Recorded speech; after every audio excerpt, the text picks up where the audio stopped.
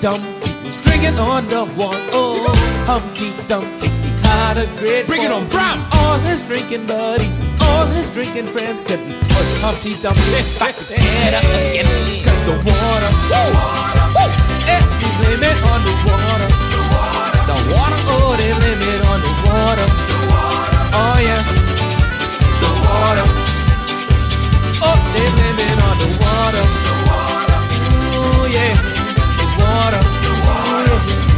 They blame it on the water. Oh yeah, the water. Check it out, check it out, look out.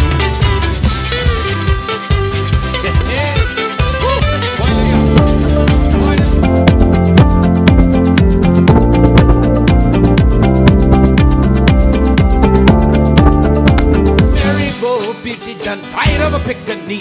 She can't get them children to sleep. She makes the border late that night with 2 cups full of Methuselah. I got it, sir. They see that morning come. Oh, it's the water. They blame it on the water.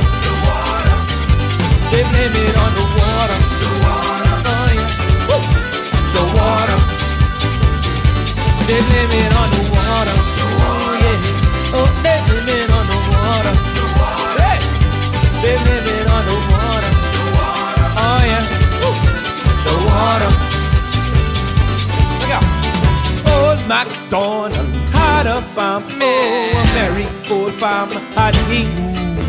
The money he make from farming the land, he races down the road feeling sweet. Tonight, victory for a taxi driver in his claims against police. Also, Customs and Allied Workers Union, they say talk time is over. And later, a veteran politician shutting down accusations of election theft. Eyewitness News starts now.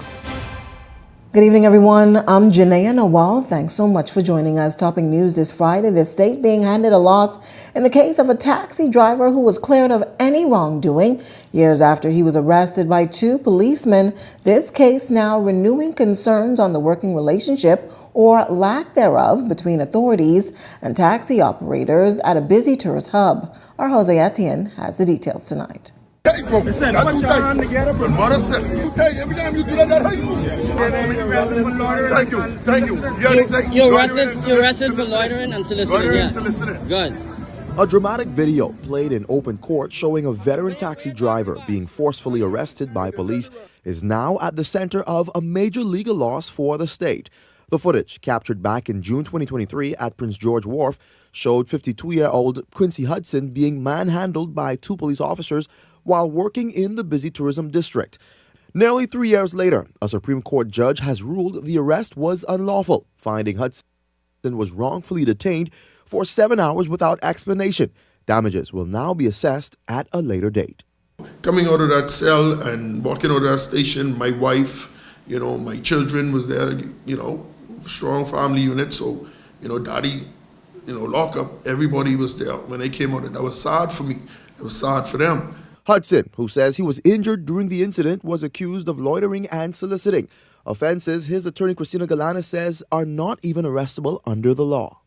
I don't know if they, come with their own issues and they come, because they have a badge and, they believe that they can just bully society, but it's not right. Because what I had to endure, not only on that day, but for the past 3 years up until this ruling, because the same officer has been working at that same spot since that happened. And so I had to endure working underneath the same officer. The pressure, targeted. Galanis argues that authorities pushed a case they could not legally defend, eventually forcing prosecutors to amend their arguments under the judge's scrutiny. The police probably thought that, loitering and soliciting were arrestable offenses. They made a mistake. They're junior officers. That's fine. You ought to have settled the matter. Why did you go to trial? If you have a video with the police saying that the man is arrested for loitering and soliciting, you produce a detention record, and the reason on the detention record is loitering and soliciting. Instead of cleaning that up and turning it into an arrestable situation, you should have gone to Mr. Hudson and say, hey, sir, we were wrong. She maintains the matter should have never escalated to the courts. Somewhere along the way, someone caught sense and realized that loitering and soliciting aren't arrestable offenses. And so in their amended defense, they added in disorderly conduct and breach of the peace. As far as I'm concerned, I was fabricated. Hudson says while he feels vindicated by the ruling, he fears other taxi drivers could still fall victim to what he describes as police harassment. The issue has been brewing for years. Eyewitness News previously covered taxi drivers protesting outside the downtown tourism police station, accusing some officers of abusing their authority. The issue down there is, be frank, untrained officers when it comes to the law. A licensed taxi tour driver has the legal right to be within the area where we have our visitors, tourists, because we supply ground transportation. So if the tourists are there, we have a legal right to ask them, do you need ground transportation? Do you need a taxi? Would you like to do a tour? Because this is what we pay the government for when we get our badge. This is what we pay the government for when we do the Bahamas. Hudson believes better training and mutual respect could help repair the fractured relationship between police and drivers. These officers need to know more of who's supposed to license, who's licensed to be where they're at and who's not. Because the bottom line is we do have some rogue persons out there, but you have to identify them. Jose Etienne, Eyewitness News. Meantime, members of the Bahamas Customs, Immigration and Allied Workers Union voicing pay and promotion-related concerns tonight, claiming in some cases decades have gone by without some workers seeing any advancement. Our Danielle Dean has the details on both sides in this report. Today, we are not here to lotion nor powder. This is not time for that. The Bahamas Customs, Immigration and Allied Workers Union, alongside the Trade Union Congress, expressing concern that a number of customs and immigration officers have allegedly not received long-awaited promotions, pay raises, and back pay. BCIAWU President Duron Brooks claimed a recent recruitment exercise saw 100 new, allegedly unqualified trainees hired, while seasoned officers continue to wait for advancement. When these critical procedures are not followed, the persons cannot get confirmed nor promoted, and they're essentially stuck at that entry level. And subsequently, they won't be able to qualify for loans or anything of that nature at any lending institution, and they can't be promoted. And we've observed that persons being stuck at that entry level for an extended period of time, it creates frustration. Brooks argued that some of those recruited allegedly did not meet requirements, including 2 BGCSE passes, Bahamian citizenship, and the age range for entry, claiming those issues could impact their eligibility for benefits. Retention of contracted officers in the Customs Department was another issue raised, Brooks saying it's concerning that retired officers are being brought back into the system while younger officers remain stagnant. You served the country, you retired at age 65, and you came back on a contract. That's illegal. You are also stagnating the upward mobility of persons at the superintendent level by not allowing them to ascend to the higher officers, and by virtue of doing that, you're stagnating everything else.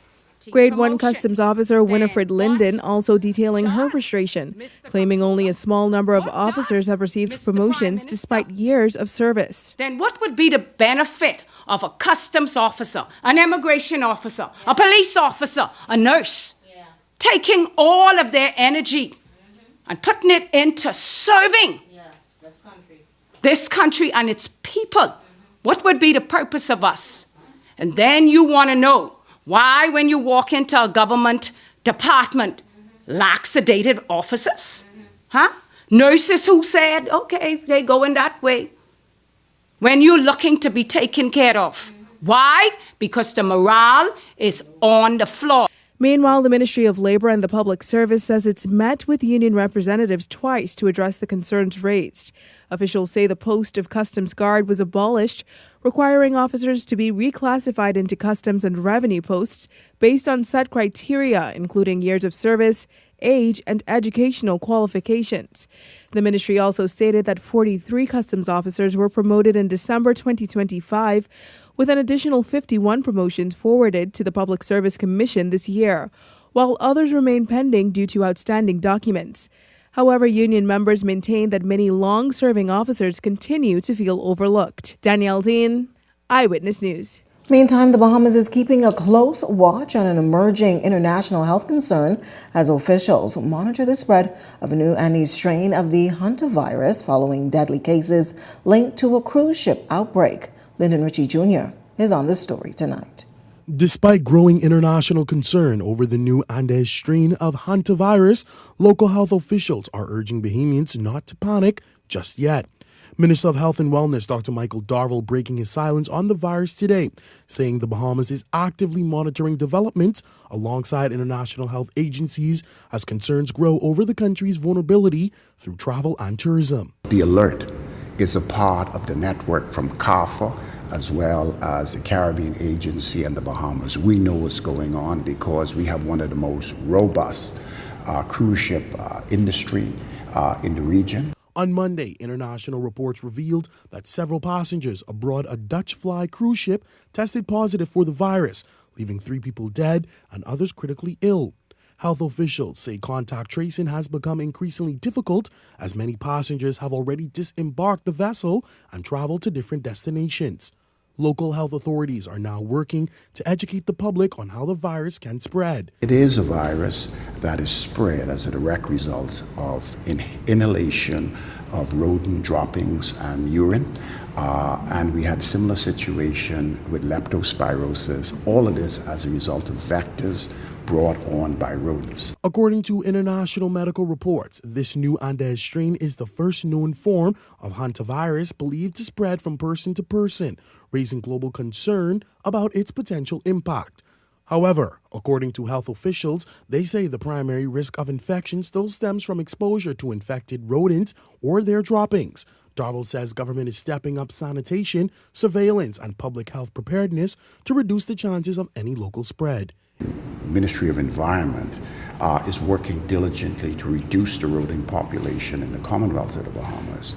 And very soon you'll hear about some new techniques that we're putting in place. With the virus known to cause severe respiratory distress in some cases, officials say the country's healthcare system is preparing for the possibility of emergency response measures should they become necessary. But you see mostly your ventilated patients in the intensive care unit or the neonatal. So we also do have backup, but also remember that we also have colleagues. So whenever we are in crisis, you have Doctors Hospital and other places that nationally come on board to assist in such crisis. Linton Ritchie Jr., Eyewitness News.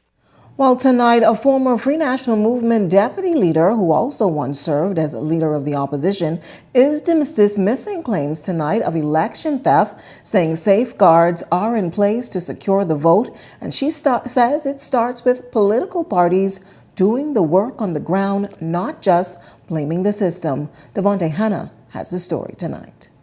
Former Free National Movement deputy leader Loretta Butler Turner is pushing back against claims of an alleged plan to steal the 2026 general election, saying the integrity of any election is determined long before ballots are even counted. The former MP argues that political parties have a responsibility to do the groundwork necessary to protect the process and ensure there are no irregularities at the polls. That is why it is so important for your door-to-door campaign. That way you're going to have a very clean election, no matter what the Parliamentary Registration Department presents you with.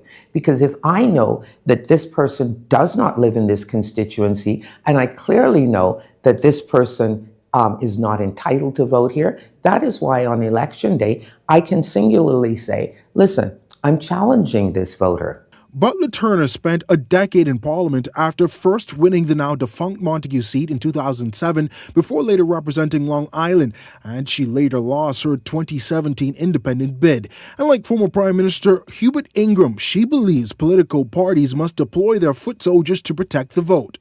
During your campaign, you're establishing that those persons have been there for the requisite 6 months at least. You're also establishing that those persons are, in fact, resident in that particular place. And you're also establishing that maybe if there were deaths, that those names are removed from that register.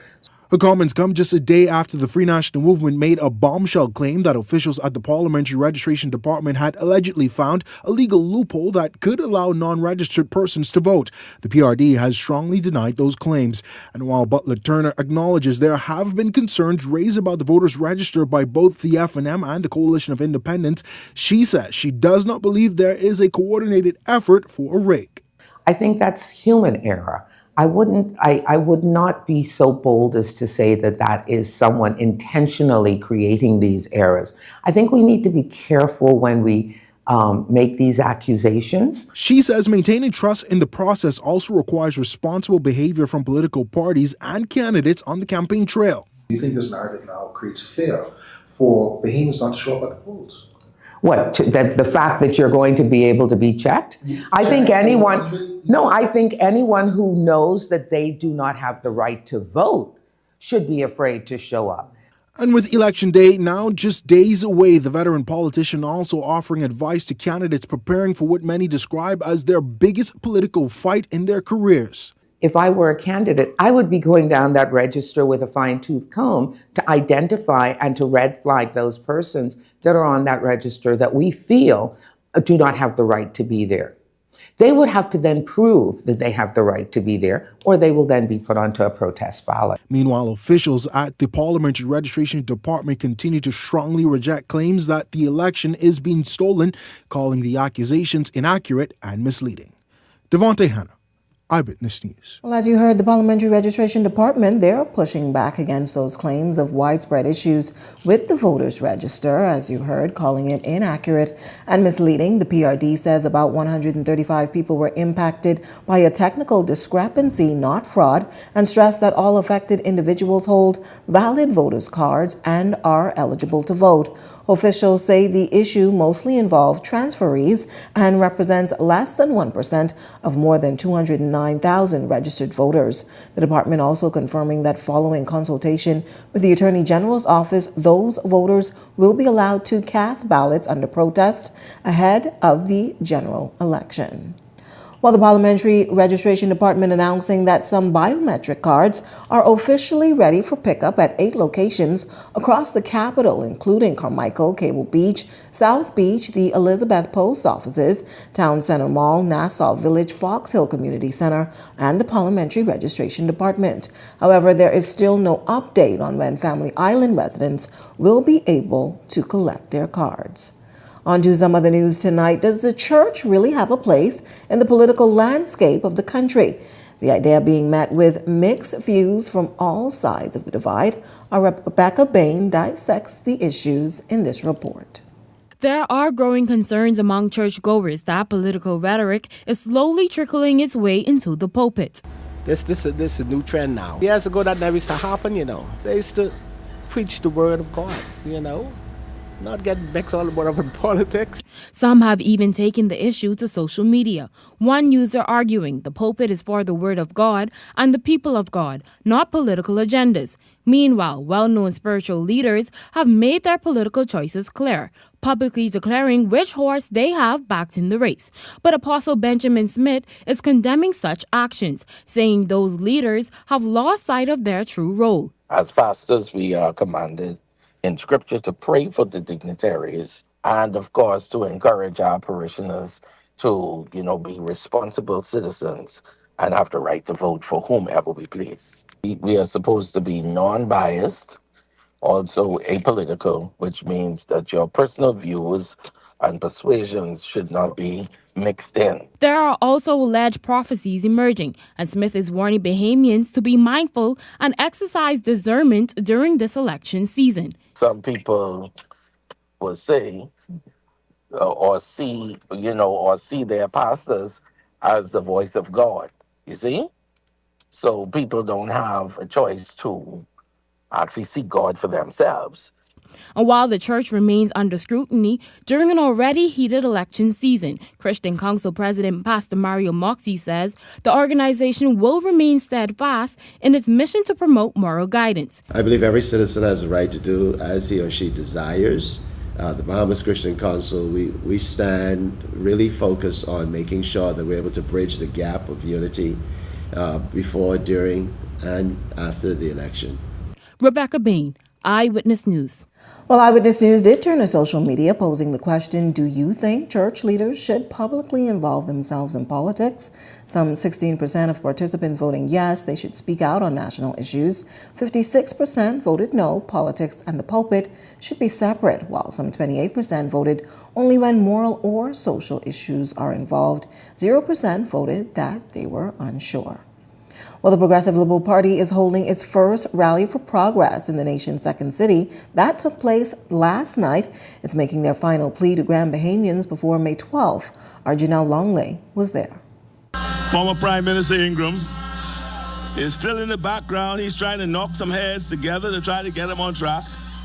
I wish him luck, but I'm grateful to him.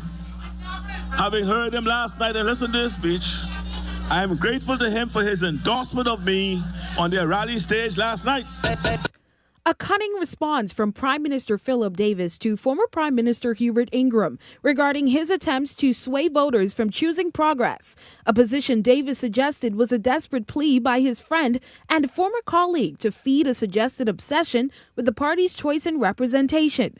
I understand why you feel that you can't vote for me, but I'm glad you understand why others will.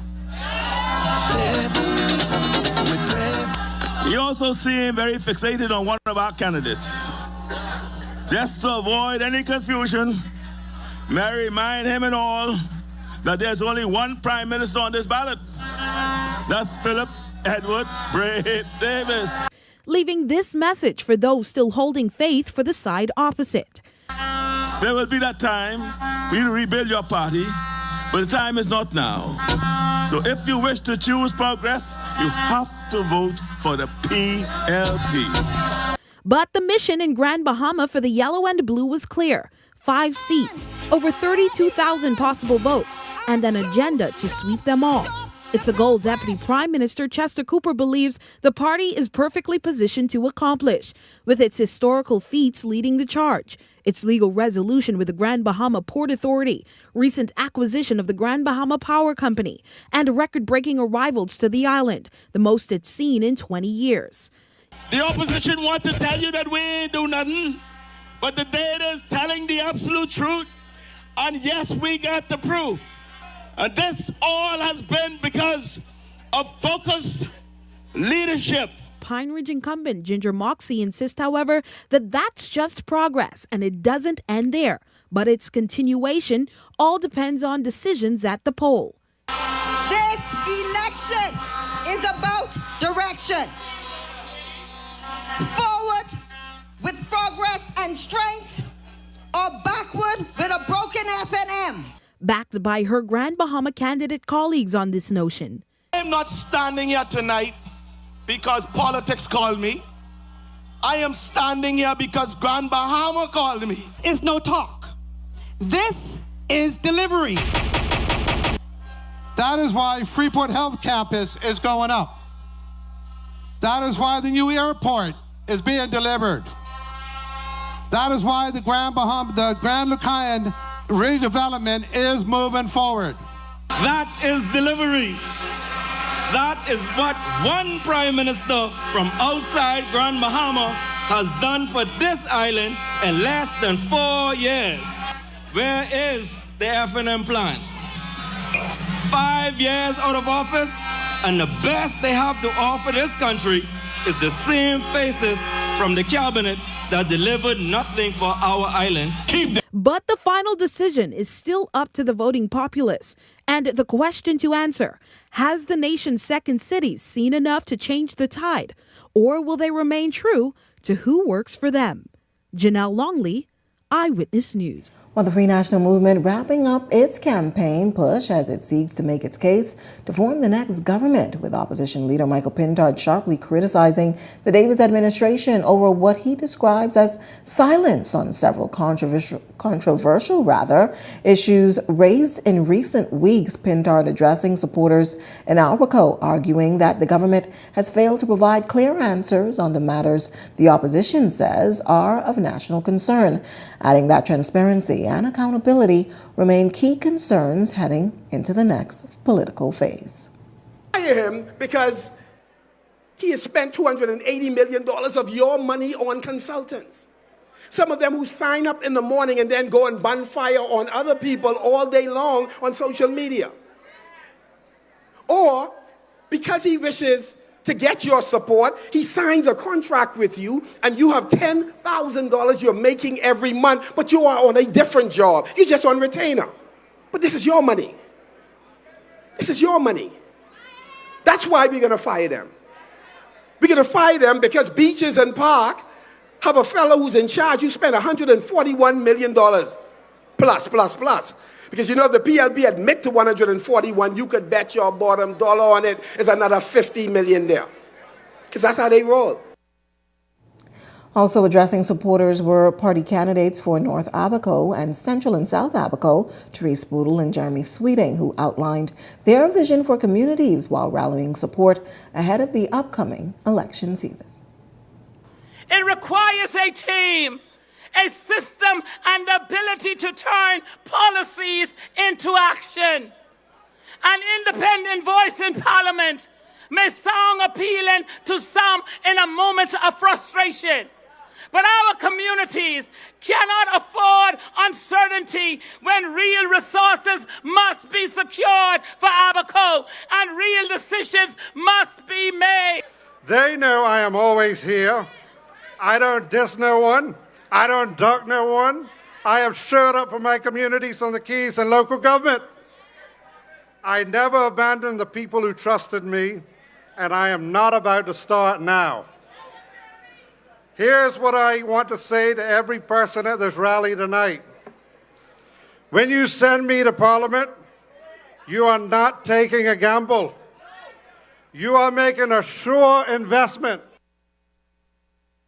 Over in Bimini and the Barry Islands, their candidate for the Free National Movement, Carlton Boleg, hitting out on a number of issues. Boleg says he believes he has a solution for excessive boarding fees that he says are discouraging vessels from visiting Bimini's various harbors.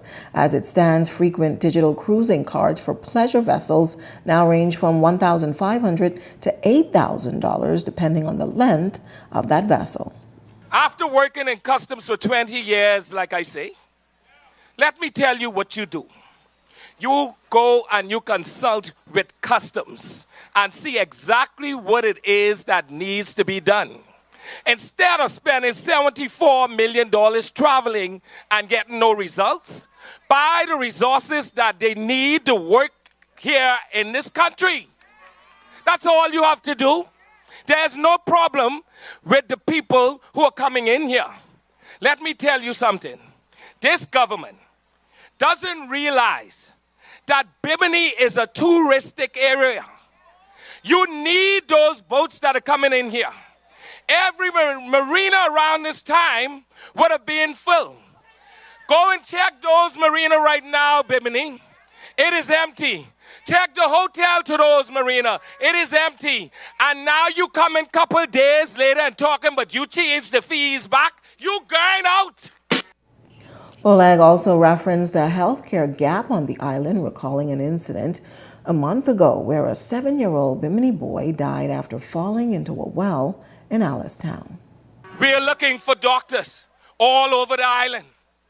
We experienced a little boy who died inside of a well. They were working on that little boy. When you go through those kind of things, you have 8 to 10 minutes. We're going to fix this island. We're going to make sure that it is done. Those clowns who you see spending all of that money, they should have spent that here. They should have made sure that we have the proper care that that little boy could have lived. Nothing was done.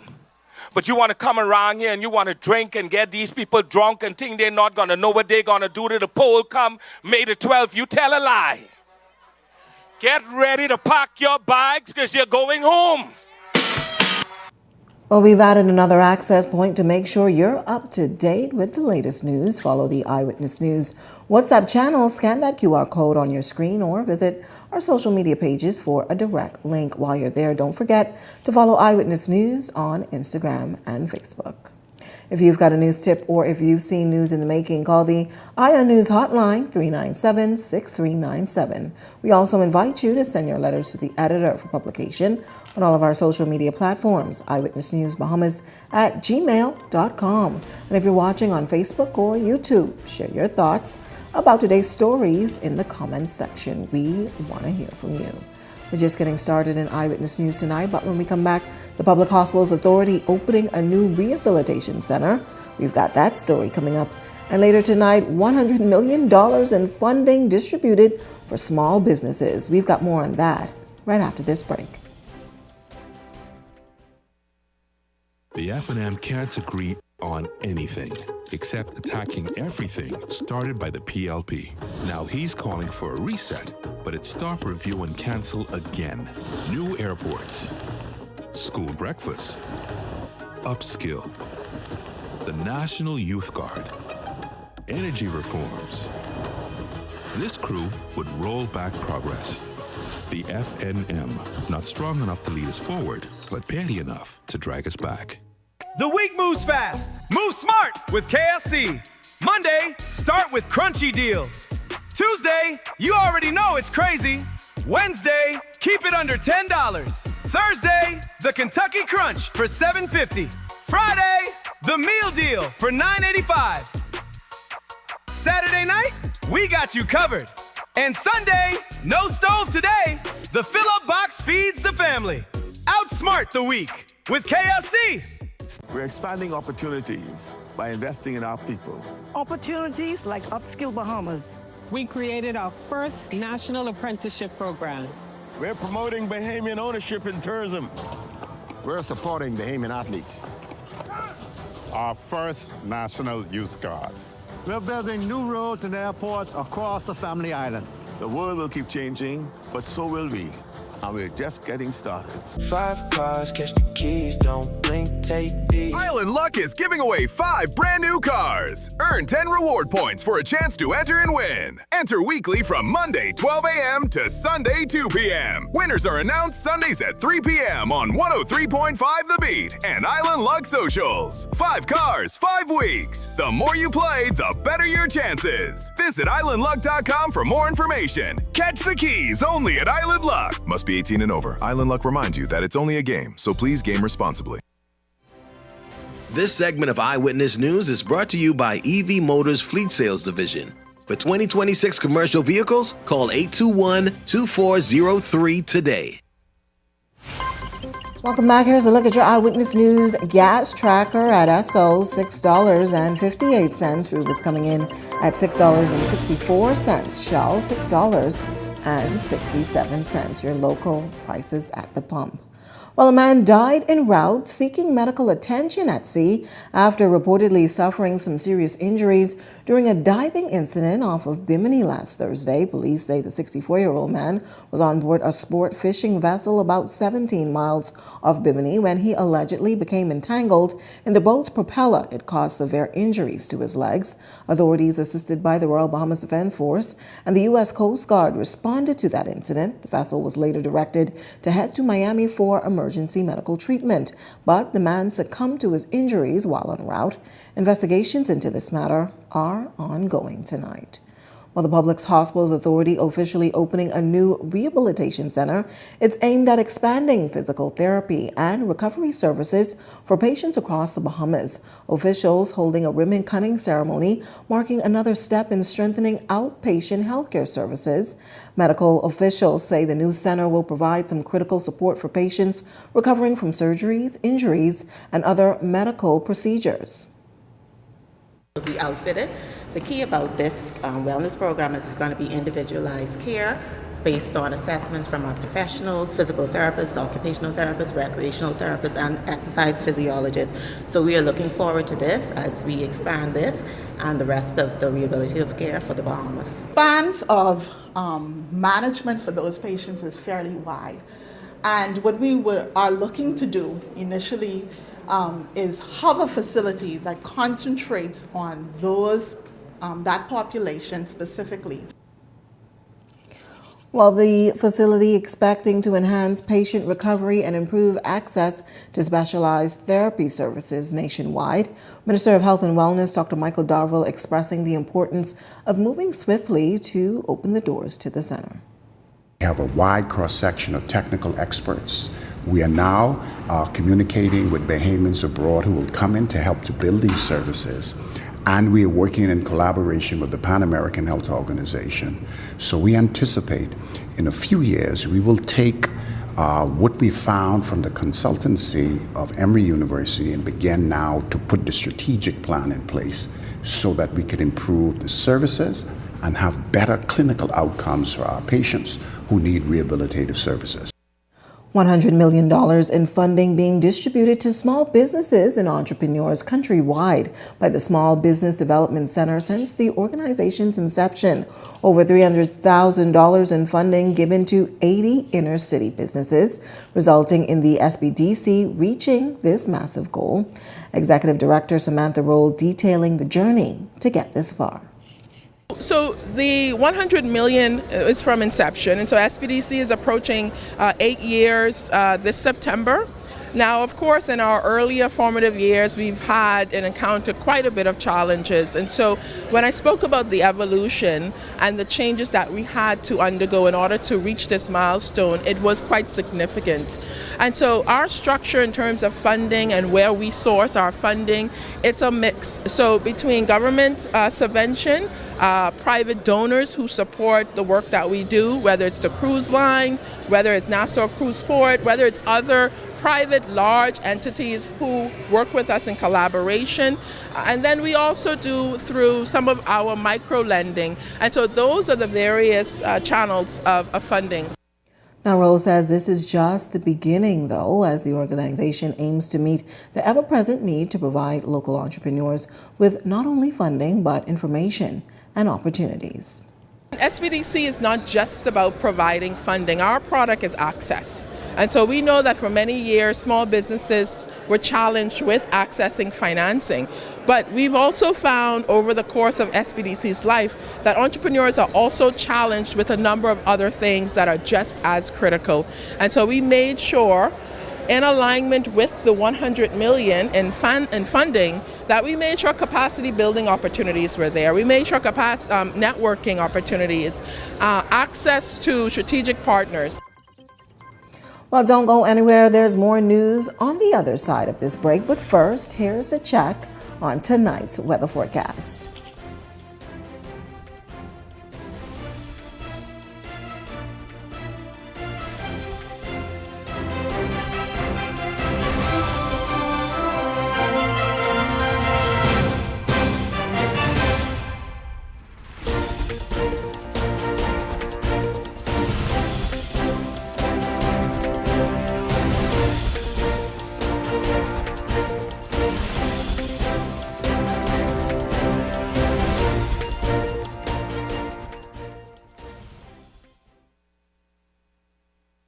Every job I've had, I've learned something invaluable. When I was in construction, my brother made us look for the screws and the nails in the dirt because your job could be held up if you ran out of nails. One of the sayings was, if you have time to lean, you have time to clean. You are always on the clock.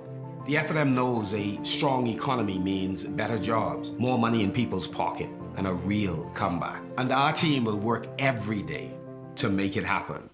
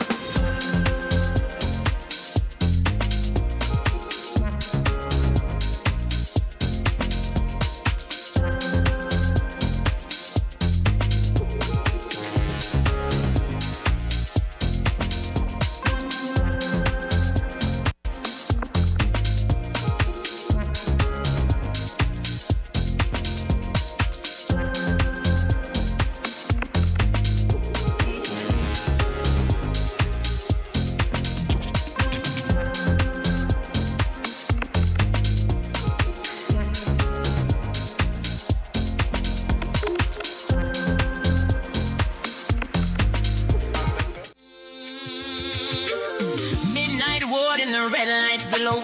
Nurses breathe grace, but the pain won't go. Head is the weight on the sick tonight. Too many souls in a losing fight. Broken jaw waiting, no surgeon in sight. Child in the hallway crying all night. Girl in emergency gasping for breath. No tools in the ward fighting death. Running those halls with fire in her chest. Searching for the steel they failed to invest. Back to her office to rage and night. So to find something to save that life. Rise up now. Rise up now. Rise up now. Dr. McIver. Rise up now. Midnight ward and the red lights glow. Yeah.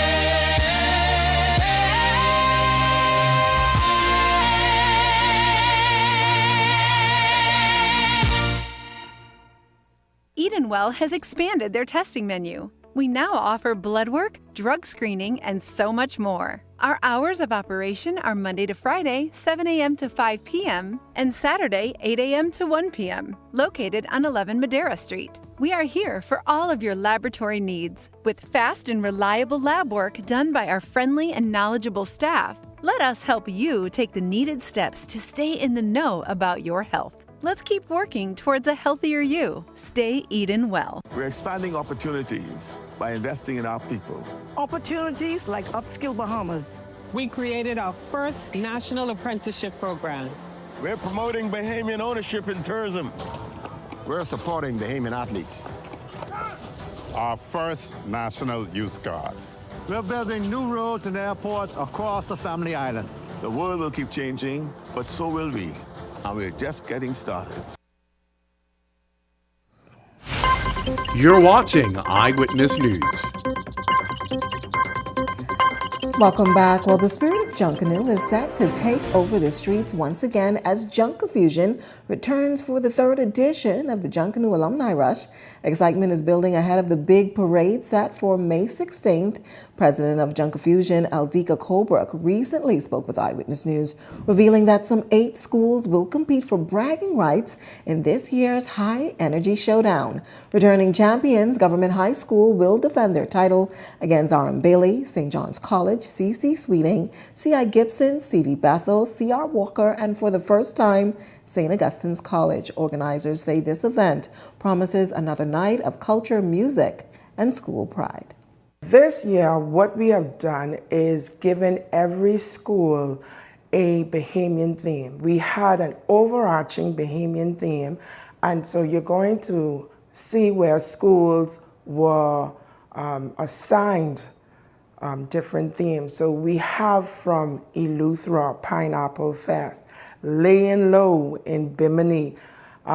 C.I. Gibson has a wonderful theme that I am really excited about seeing in the newspaper edition of Old Time Junkanoo. And so there, with all of these different aspects of the Bahamas that is going to be seen. Oh, my Andres. So you can sit down and you can watch and look for certain things that you would see from particular islands. So this is definitely going to be an interesting parade. And if you're looking to be a part of the action, here's how you can get your tickets. An excellent event, and we invite everyone to come out. We will be in the eastern parking lot of the Thomas A. Robinson Stadium, and the gates open at 3 p.m. The parade begins exactly at 6 p.m. So you can come in and grab a seat. The seats are open, and you are welcome to purchase your tickets in advance at Las Plumas. We also have a Junkanoo World, aka Barabbas. We also have Bahamas Welding and Fire. Please go get your tickets in advance. They are $20 in advance. You're going to pay more at the gate, which is $25. We also have the children bands available, and they will be at $15. And you can ask those vendors, if you have children to bring, you can ask them to purchase your bands from them as well. Still to come in Eyewitness News, the Bahamas Christian Council is getting set to host a National Day of Prayer. We'll tell you all about it right after this break. 5 years, we struggle as they rule. Our economy in ruins. Job prospects dried up. Hundreds of millions spent on no-bid contracts. Illegal immigrants flooded our communities. Our schools and hospitals broken. And healthcare unaffordable. Now they want 5 more years. If they get it, our future, our Bahamas, is gone. No more.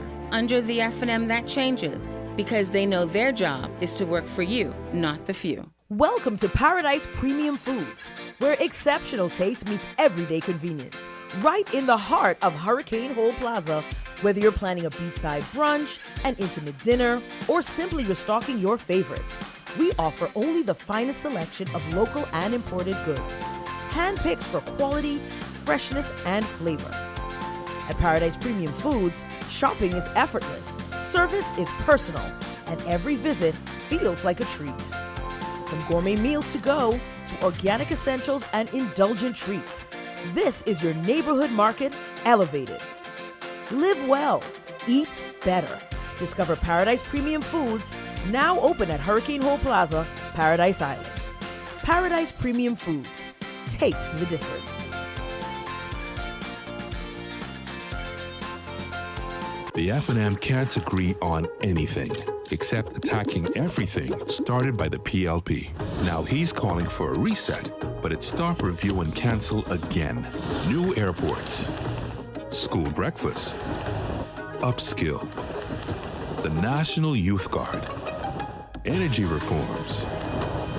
This crew would roll back progress. The FNM, not strong enough to lead us forward, but petty enough to drag us back.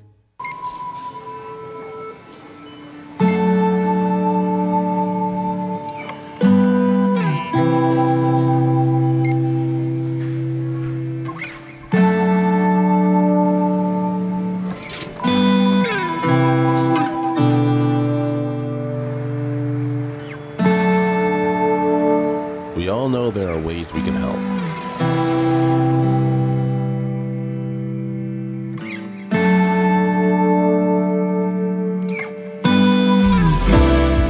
Your help can go even further.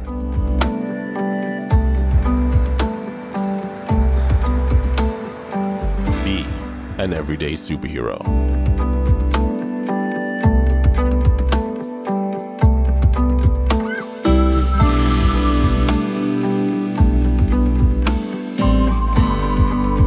Donate to Hands for Hunger.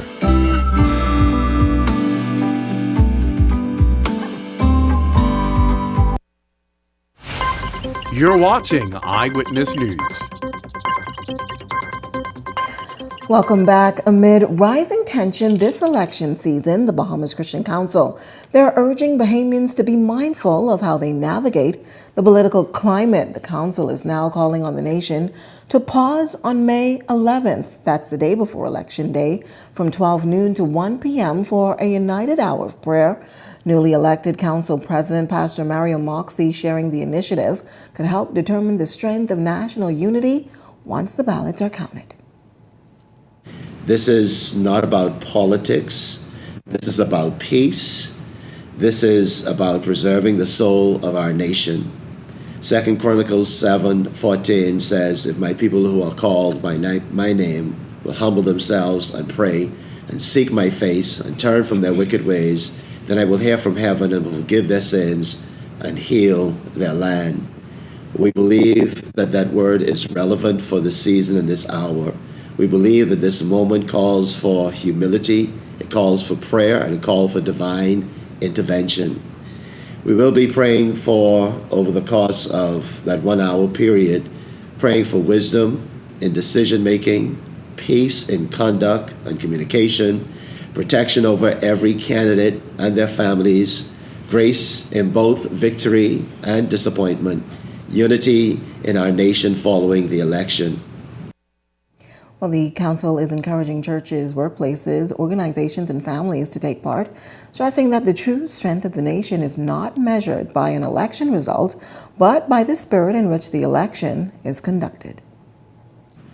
We also respectfully ask all radio stations across the nation to support this sacred initiative by playing gospel music during the hour, creating an atmosphere of reflection, reverence, and unity throughout the country.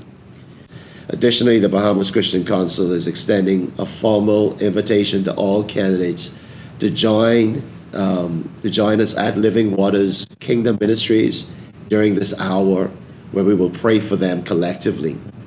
We recognize that at the conclusion of this election, some of them will celebrate victory while others will face disappointment. And yet beyond the results, we remain one people under one God with a shared responsibility to move this nation forward together. We'll be right back right after this break. I'm not separate from this. I live it, I know it, and I feel what you feel. This isn't about plain old politics. It's about a government working toward the goal of making our people better. One of us working for all of us. I'm Rick Fox, and in Garden Hills, the FNM is working for you.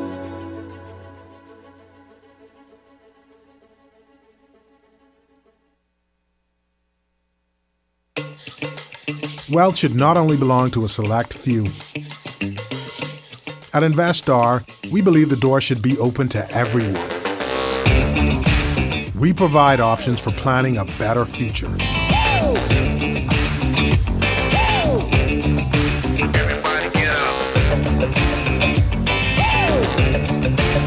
Our investment funds are designed to assist you in reaching your long-term financial goals.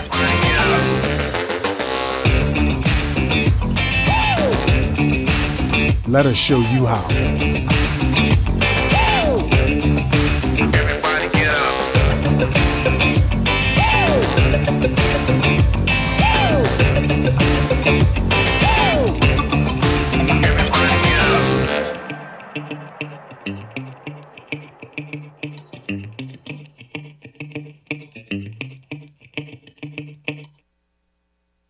We're expanding opportunities by investing in our people. Opportunities like Upskill Bahamas. We created our first national apprenticeship program. We're promoting Bahamian ownership in tourism. We're supporting Bahamian athletes. Our first National Youth Guard. We're building new roads and airports across the Family Island. The world will keep changing, but so will we. And we're just getting started. Hey, it's time to lock in your vote. Your vote is your power. With the new boundaries in place, you may need to transfer or confirm your voter registration. And if you have never registered or didn't plan to vote, don't get left out on one of the most important decisions of your future. Make sure when election day comes, you're ready to say, your say, your vote, your choice.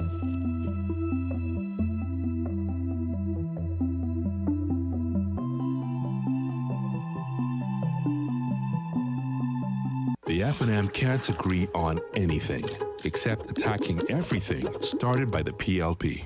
Now he's calling for a reset, but it's stop, review, and cancel again. New airports, school breakfast, upskill, the National Youth Guard, energy reforms. This crew would roll back progress. The FNM, not strong enough to lead us forward, but petty enough to drag us back. The race to 2026 is heating up, and the nation's voice is louder than ever. Here on Beyond the Headlines, we're checking the mood, the momentum, and the message of the people. I'm Shanique Miller. Each week, we're taking the temperature of the electorate to see what's really driving the nation. Who's connecting? Who's cooling off? What issues are heating up ahead of 2026? This is Temperature Check 2026, where journalism meets the nation's heartbeat.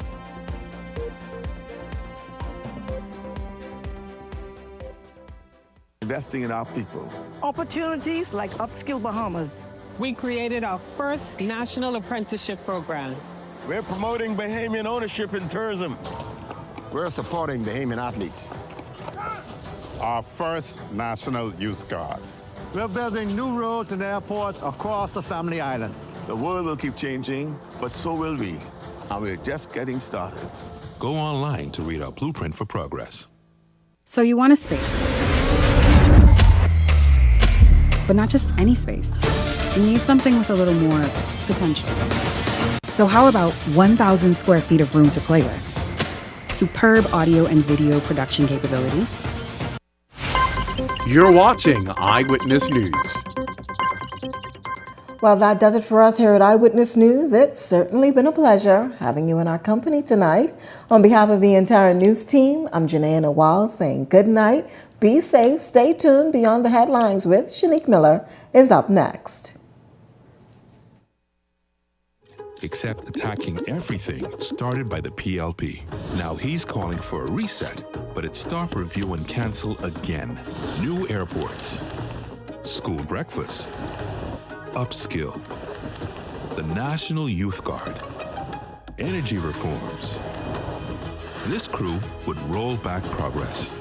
The FNM, not strong enough to lead us forward, but petty enough to drag us back. The race to 2026 is heating up, and the nation's voice is louder than ever. Here on Beyond the Headlines, we're checking the mood, the momentum, and the message of the people. I'm Shanique Miller. Each week, we're taking the temperature of the electorate to see what's really driving the nation. Who's connecting? Who's cooling off? What issues are heating up ahead of 2026? This is Temperature Check 2026, where journalism meets the nation's heartbeat.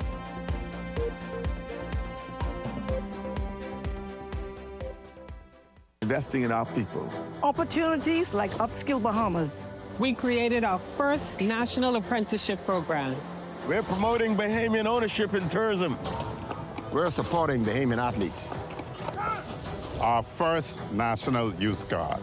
We're building new roads and airports across the Family Island. The world will keep changing, but so will we. And we're just getting started. Go online to read our blueprint for progress. So you want a space. But not just any space. You need something with a little more potential. So how about 1,000 square feet of room to play with? Superb audio and video production capability, digital LED wall, full lighting grid, and about 124 seats to accommodate a full studio audience with so many other features. Make us your home for your next concert, conference, and so much more. Honestly, the possibilities are endless. Here at ILTV Studios, we'd love to bring your next event to life. So what do you say? Do you want our space?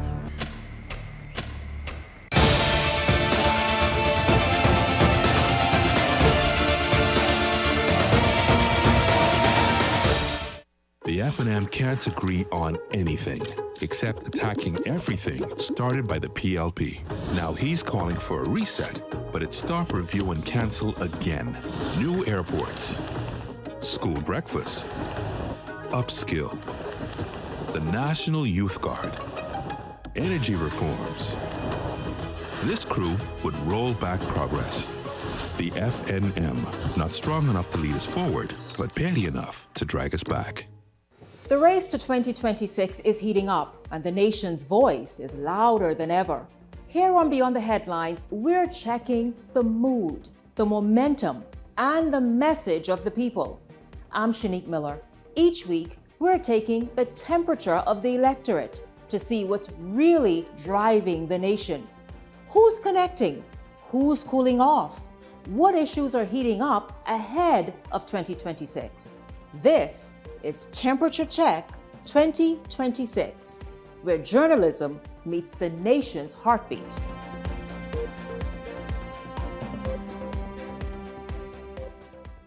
Investing in our people. Opportunities like Upskill Bahamas. We created our first national apprenticeship program. We're promoting Bahamian ownership in tourism. We're supporting Bahamian athletes. Our first National Youth Guard.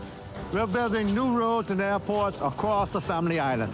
The world will keep changing, but so will we. And we're just getting started. Go online to read our blueprint for progress. So you want a space. But not just any space. You need something with a little more potential. So how about 1,000 square feet of room to play with? Superb audio and video production capability, digital LED wall, full lighting grid, and about 124 seats to accommodate a full studio audience with so many other features. Make us your home for your next concert, conference, and so much more. Honestly, the possibilities are endless. Here at ILTV Studios, we'd love to bring your next event to life. So what do you say? Do you want our space?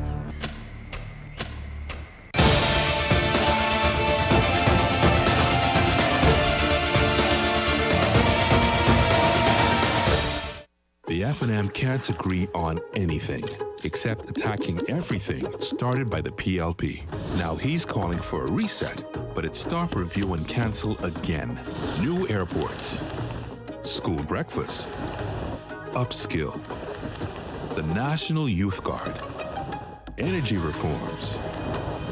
This crew would roll back progress. The FNM, not strong enough to lead us forward, but petty enough to drag us back. The race to 2026 is heating up, and the nation's voice is louder than ever. Here on Beyond the Headlines, we're checking the mood, the momentum, and the message of the people. I'm Shanique Miller. Each week, we're taking the temperature of the electorate to see what's really driving the nation. Who's connecting? Who's cooling off? What issues are heating up ahead of 2026? This is Temperature Check 2026, where journalism meets the nation's heartbeat. The thoughts, views, and comments expressed by the hosts, guests, and callers on Beyond the Headlines are not necessarily those of management, ownership, or production unit of the Verizon Media Group. Beyond the Headlines is a production of ILTV Studios and cannot be reproduced or represented in part or entirety without express written permission of the Verizon Media Group. Beyond the Headlines is the intellectual property of the Verizon Media Group. Copyright 2021.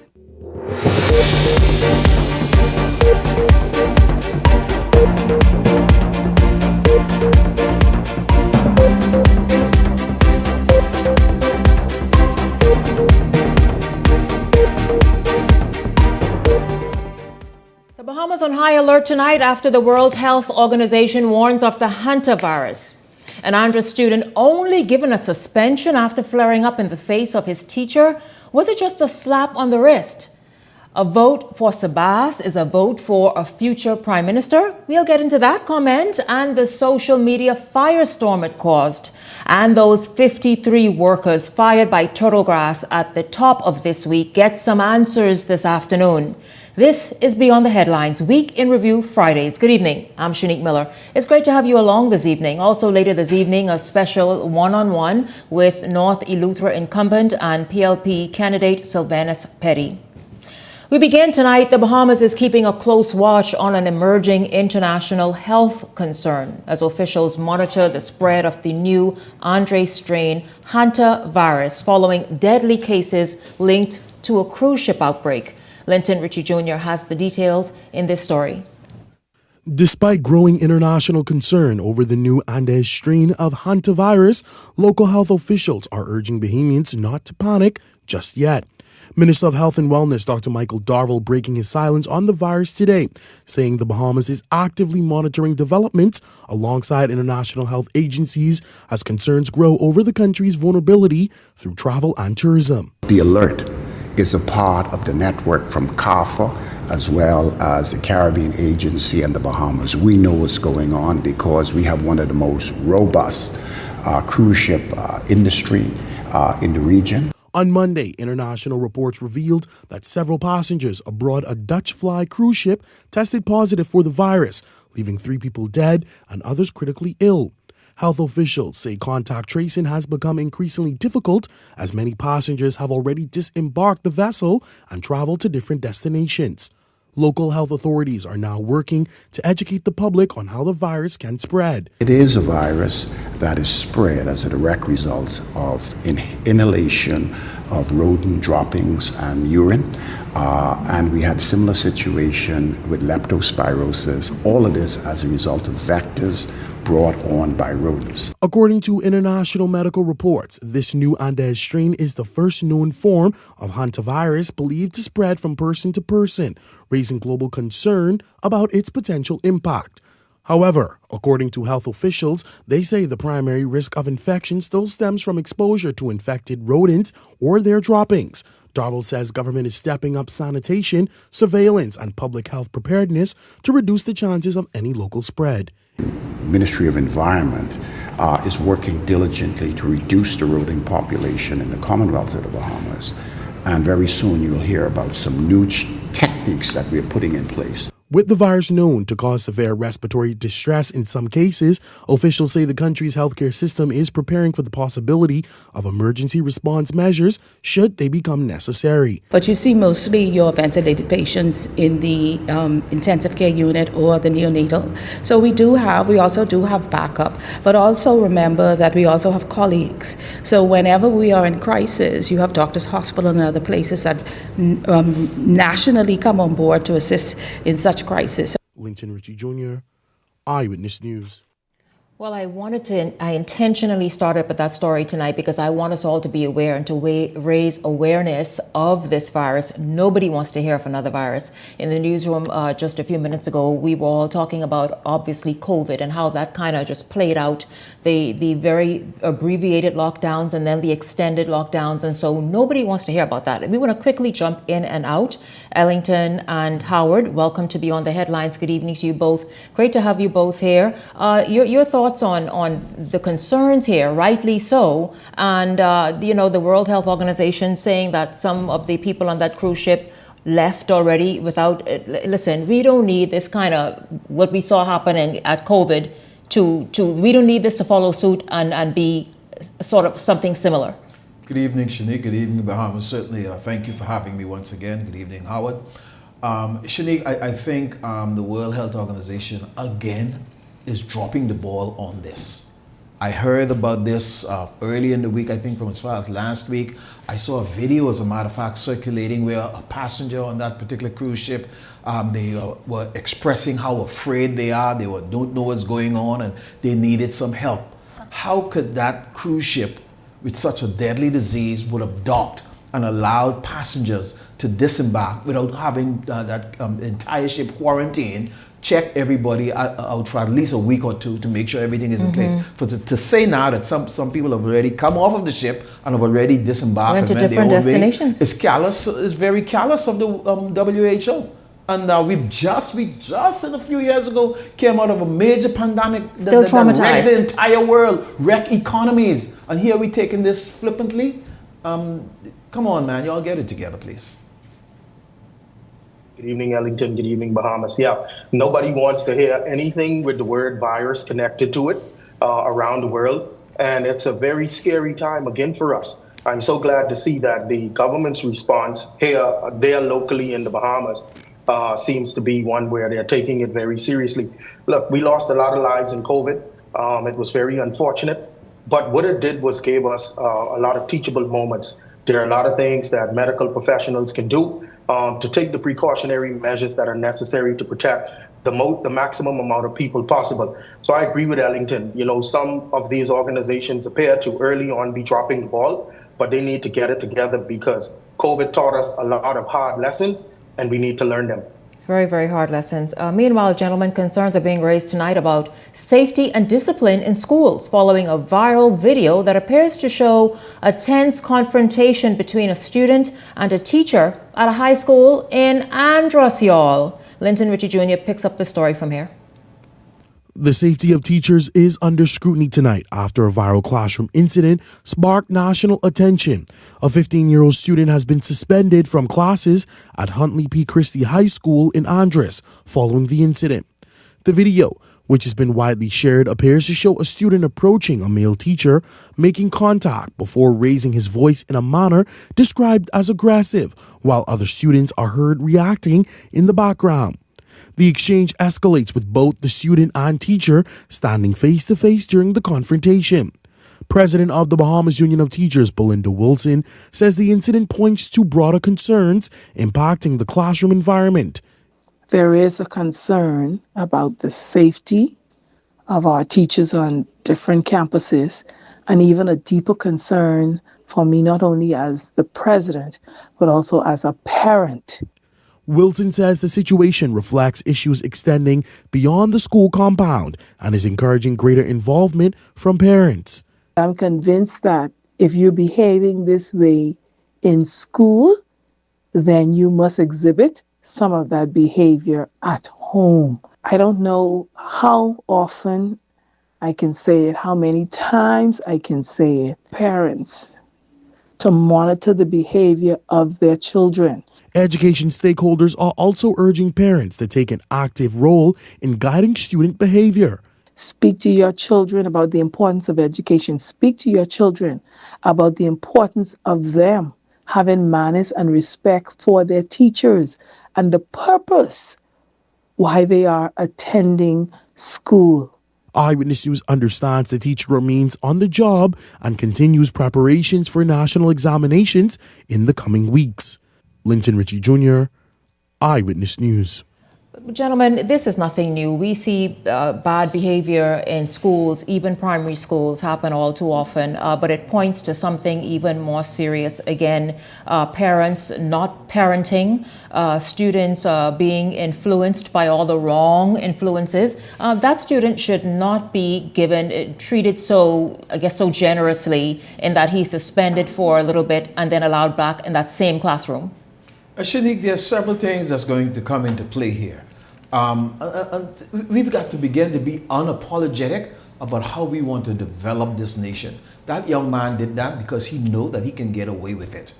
When are we going to take control of these things? Absolutely. When teachers say, I am not going to the classrooms, when teachers say that's it for me, and we continue to lose them into either the private sector or they move away to do something else, a teacher should never, ever have to fear that kind of thing happening in their classroom. A student like that is no longer fit to be in the general populace of students. Why we backpedal on programs like the one Brother Jeff Lloyd had with young men like that going on into Andros? You know who that young man is? That's the thousands of young men that's going to end up on the street and say the government got to do this for me, or the government ain't doing this for me, because you don't have a doggone education. You can't help yourself. Now you think somebody should help you when you waste your time playing man and doing foolishness in school. Who's his parents? I mean, I could have never do something like that, and right now my children can't do nothing like that and think I can find out about it. Who's the parents? Yeah. For God's sake, man, let's do better. The parents themselves are. Yes, Howard. I spent most of my formative years, primary school years, in the 80s and early 90s, and I spent the early to mid 90s in high school. Not to date myself, but listen, that was a period of time when the teachers, you couldn't do that to the teachers when I was growing up, because you get into DDT, the full Nelson, the figure four, punch in your face, and all kind of other things that can't happen anymore now, which has led to the breakdown. So there's a confluence of events. The children and their parents are friends now, so they basically is company, and they hang out together, drink, smoke, laugh, curse, and do all of these things together. So if you are on the same level with your parents, why can't you go in the classroom and be on the same level with your teacher if you get mad with them? And then, so that's one thing. And then another thing is, and you can correct me if I'm wrong, but I believe that in the schools in the Bahamas now, only the administrators can discipline. Right. Okay? Right, you're absolutely correct. And so now you know that this teacher can't really do you nothing. And so you could, run up tape and harden up your mouth and even brace yourself to punch someone or do something to someone. So the fear factor and the respect factor has been effectively removed. And so these kids now know, and as you indicated, Shanique, the influences from social media and the rest, that these kids know now that they have the quote unquote power. So teachers are powerless. You can't manage a classroom, and we have to return to the days when fear and discipline was something that underscored what we do in our schools. Absolutely. No more go in the corner for a quiet moment. That is not effective at all. Now, gentlemen, before we get into politics, it's now the battle of the endorsements. Jazz Chisholm, a baseball player, Buddy Hield, of course we know him from the NBA, all Bahamian, have endorsed Prime Minister Davis, while Rick Fox has Shaquille O'Neal and Buju Banton endorsing him. Now, which is the bigger flex, you all think? I would prefer our young Bahamian men and women that goes abroad, travels abroad, and become a great success obviously, and I saw some of the video clippings of them speaking to the Prime Minister Davis's involvement in their lives and all that type of stuff, and his support for them in their initiatives, and they really feels that he has the nation's youth and the young sports men at heart. I love Shaquille O'Neal. That's one of my favorite basketball athletes. I love sports. And so the international component is all beautiful. I've never seen Bahamian politics ascend to this level, but it's very interesting. But I love the idea of our young Bahamians speaking to the, and whichever side they would have spoken on, I would have loved that better. Had they spoken for the Free National Movement, I would have thrown that support behind that. That's where I'm at with that. Well, Shanique, some of my coworkers just today showed me the endorsement of Shaquille O'Neal for Rick Fox. So, these things go viral, and it kind of focuses attention on the Bahamas because, they were saying, hey, the Bahamas, Shaquille O'Neal endorsed Rick Fox. Yep. And so, for tourist purposes, maybe that's, it all helps. All good and stuff, and it helps us as a country. But, scientifically, I don't know if it really produces any results. If Shaq is going to tell someone down there in Pride Estates, is going to convince someone in Pride Estates to vote for Rick Fox, And so, it has its place, Unique. But I don't give it really too much value because it's just as significant as a Geico commercial, or you remember that commercial, I stayed at a Holiday Inn Express, and Old Spice commercial. They don't convince me, so I don't see where this is going to have much traction in convincing voters. Yeah, I have to move on, guys. I really have to move on. But you both are right. Listen, the big flex is the dudes who could be registered to vote actually giving their endorsement for whomever they want to. But Hollywood has no place. Or Jamaican reggae music that I love here in this Bahamian election. KB or one of those. Bring KB, bring DMAC, bring all of those people. Yes, absolutely. The Progressive Liberal Party holding its rally for progress in the nation's second city last night, making its final plea to Grand Bahamians before May 12th. Janelle Longley has a recap of last night's rally. We will get to that right after the break. This is Beyond the Headlines. We're going to do a whole lot of mixing and fast moving. Don't go anywhere. A lot is still to come here on Beyond the Headlines.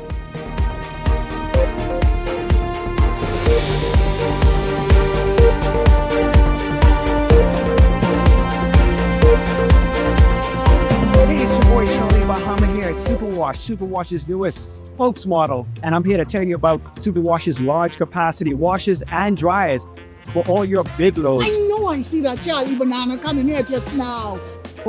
Luckily, it's also big enough for me to hide it. I thought he was right over here where these large capacity washer and dryers is. They're big enough now to handle your big loads, Yeah, like your comfort on your blanket. But just look at us. Somebody forget to turn on the dryer. Oh, stop!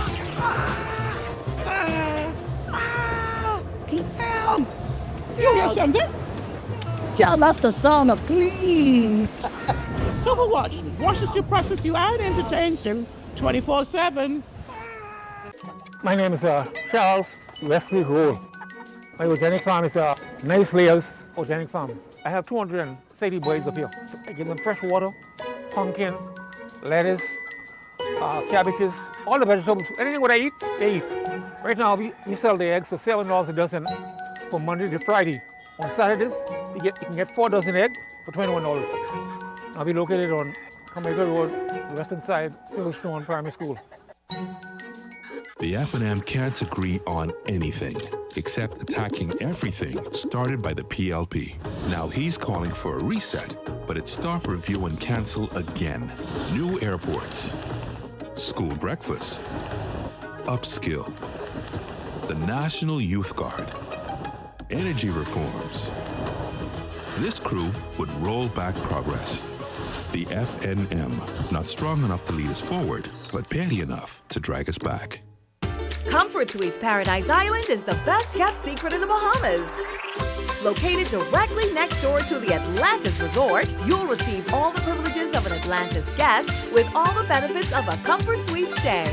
Enjoy everything Atlantis has to offer, including Aquaventure Water Park, plus all the amenities of Comfort Suites. Free Wi-Fi, free breakfast daily, and kids stay, play, and eat free. Visit ComfortSuitesPI.com.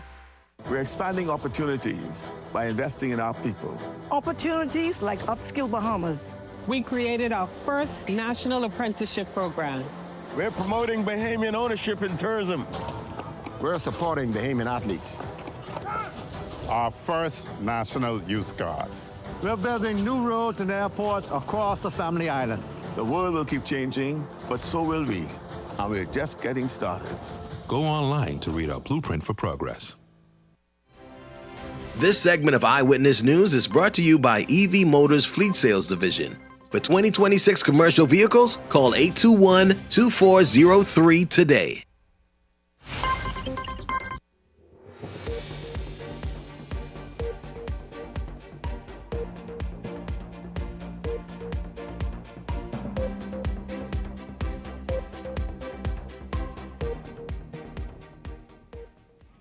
Welcome back to Beyond the Headlines. It's good to have you all tuned in this week in Review Fridays. Welcome back to the show. Of course, I'm going to bring the panel back in. Leslie, it's good to have you join us in this segment. I want to talk about the rallies. We know it's heating up. Things are tense. There's a rally every night somewhere. Last night, the Progressive Liberal Party was in Grand Bahama at a rally. The Free National Movement was in Abaco, South Abaco, for a rally there. Let's talk about some of the highlights and these two major parties, one focused on progress and the other obviously really hitting out at a lot of things that they feel this administration in this term didn't get right. Gentlemen, let's stop at begin with Grand Bahama and the thoughts there on last night's rally. Well, last night, Shanique, I think the Progressive Liberal Party in Grand Bahama, they really went strong in courting Grand Bahama. The Prime Minister really want to be successful with at least 3 seats, they said, in Grand Bahama. They really try to sweep Grand Bahama. And I think they went to put their message out there to explain to the Grand Bahamians the things that they have done, the things that they're doing for Grand Bahama, and they continue to push their message of progress in Grand Bahama and last. And that was pushed very strong from all candidates, including the Prime Minister. Howard, jump in. The PLP and FNM have almost an even split in Grand Bahama. So as far as the rallies going on there, you're looking at two things. One, each of those political organizations are looking at messaging. The PLP is about messaging in Grand Bahama, right? Some things haven't gone well there for the PLP during this term, and they've gotten some things jump-started but not completed. And so they're working on messaging. Give us another 5 years, give us a chance. And then it's also about developing a base, because if they don't have all of the seats, so you want to grab more and more people and win more seats in Grand Bahama. So it's about holding your base that you have, and it's about developing a new base and bringing new voters on board and rallying them up to go to the polls and support you. Leslie, your thoughts on last night's rally? I was really surprised at the amount of persons that came into that rally in Grand Bahama. Obviously, the PLP is picking up steam quite vividly and aggressively. If you look at the fact that the Prime Minister was the only Prime Minister of this country that took on the Grand Bahama Port Authority and won. Now, the people of Grand Bahama is going to feel those effects for years to come. A lot of people are trying to be disingenuous by saying that not a lot of things happen, but he has had a great paradigm shift and given really some of the port back to the people by the stuff that will be implemented in the next year or two. Also, his bold move with buying the Grand Bahama Power Company. No one expected that. When in your next billing cycle, your rate is going to be reduced by 39%. Now, who would not want cheaper light bills? That's going to happen. So ready, the deal is signed, and they're ready to go. I believe that there's a good chance, I understand, that the PLP will build 2 more seats in Grand Bahama, the one in East Grand Bahama, and also the one where the current leader of the opposition now sits. Leslie, it's going to be a tough fight. There's going to be a tough fight. Leslie, you went They said it's going to be a very tough fight between them two. I tell you, my panel does get out there. Leslie, you decided... The PLP had those 2 seats before, you know. Really? You're like as if, listen, in 2012, Morse won that seat, you know. Oh, right, yes, I understand you. Yes, Leslie, you're right. Okay? And 2002, Pleasant Bridgewater won that seat. This ain't no Shaw F&M seat. Well, I don't know what's sure anymore right now, Leslie. Meanwhile, speaking of what's sure, what's not sure, the Free National Movement ramped up its campaign push as it seeks to make its case to form the next government, with opposition leader Michael Pintard sharply criticizing the Davis administration over what he describes as silence on several controversial issues raised in recent weeks. Now, this happened, you all, in Abaco, in South Abaco, as a matter of fact, last evening. Let's just talk about the FNM's message is very strong. They are now standing on this sort of shining a harsh glare on the Davis administration and areas that it feels that the Davis administration was not strong enough or could have been stronger or perhaps didn't give attention to. Of course, Shani, we've seen Honorable Michael Pintard come out very, very sharply criticizing the Progressive Liberal Party on these matters of the Parliamentary Registration Department and talking about illegal documents. He's been very strong and he continues to hammer on that every single rally, every time he mounts the stage. We've seen the FNM now try to ramp up the ante, and they bring former Prime Minister, I think he was the keynote speaker on last evening, former Prime Minister Hubert And the evening before that. Exactly. And so the FNM knows when things are not looking good, where to go and to pull out their trump card, so to speak. And hopefully, I'm not sure that it's going to work this time, but every time, that's where the FNM goes. And Hubert Ingram came out and he spoke very well, very eloquent to the people. Is that sufficient to bring the FNM where they need to be, head up with the Progressive Liberal Party? We need to appreciate that Pintard is on his last leg. If they don't win, Pintard gone. No, I'm talking facts. If he don't win, he's out of the FNM. Done. Finished. Finito. And Sands will take over. And Sands ain't going to win either, so I don't know who the hell can take over. I just came from Patricia area just a couple of minutes ago, Dave and I. Sands will not win Bamboo Town. It cannot happen. It will not happen. But I'd love to see, they kept the same rhetoric. All the hullabaloo that went on Tuesday down at the registration department with sending those boxes to the family islands, which you have done for 70 years without any interruption. These guys come with these petty, stupid, dumb ideas to try to drill into people's head that this is why we're going to lose. You're going to lose because the people ain't going to vote for you. So get ready for it on Tuesday. Then the whole matter's going to be settled. Ain't long now. Ain't long. 4 more days. And Pintard gone forever. Howard? So, Shanique, I think that early on in the year, as everybody was announcing their candidates, I don't think the FNM had a coherent and consistent message. It was just a hodgepodge of, in my opinion, throwing things against the wall and seeing what was stick, like passports on the plane and all of that kind of stuff.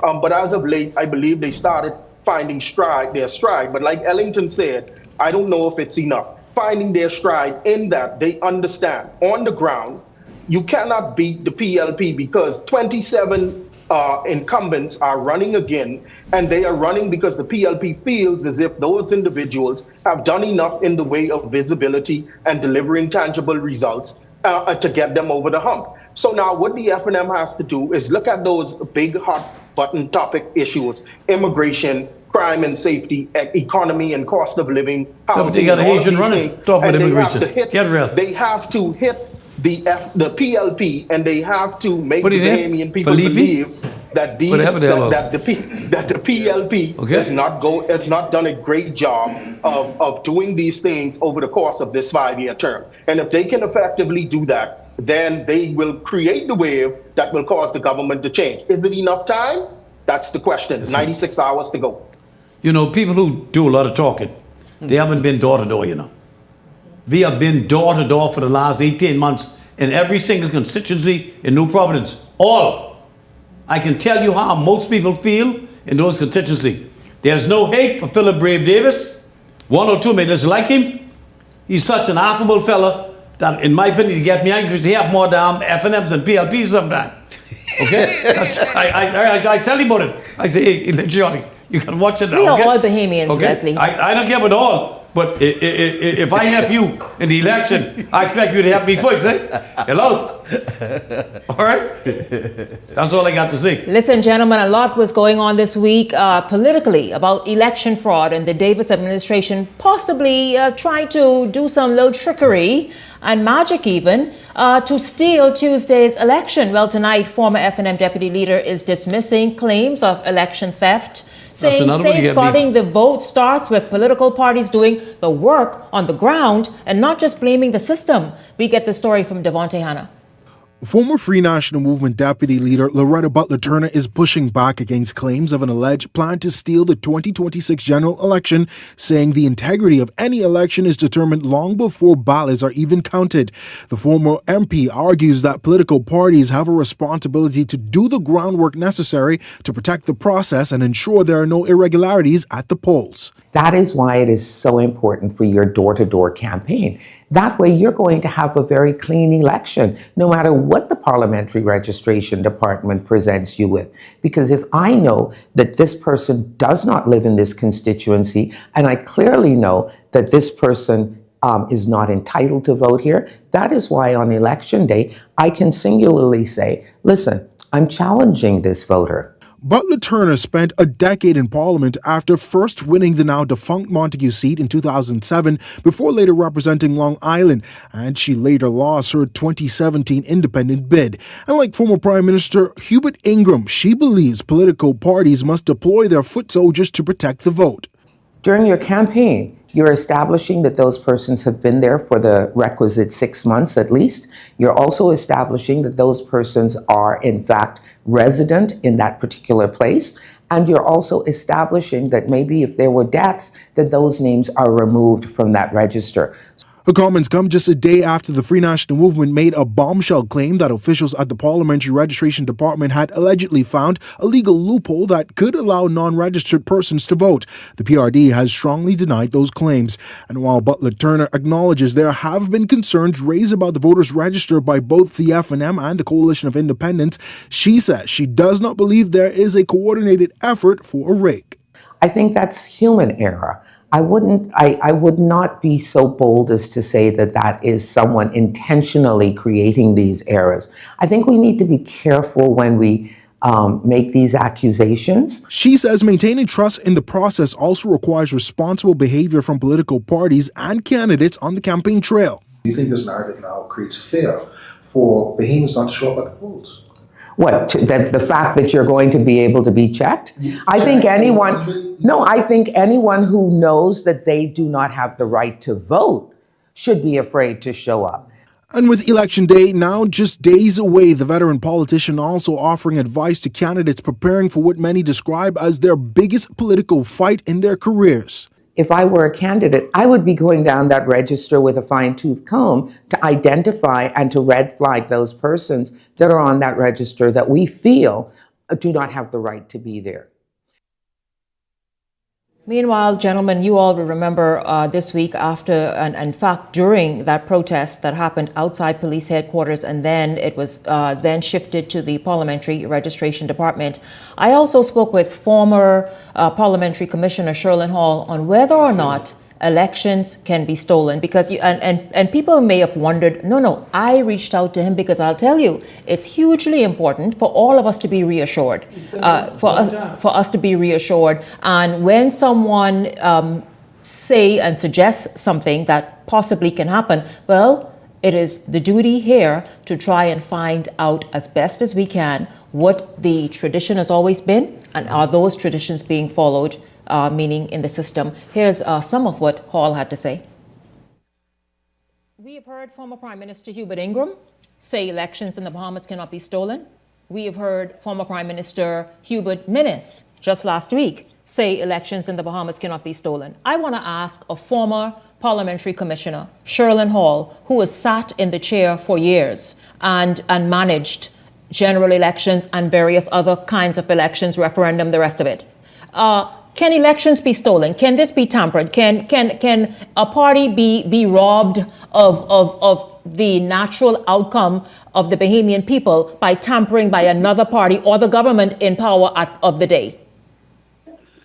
Well, I think both of the former both of the former prime ministers are correct. Former Prime Minister Hubert Ingham is correct, and former Prime Minister Curry is correct, and former Prime Minister Mr. Menace is correct.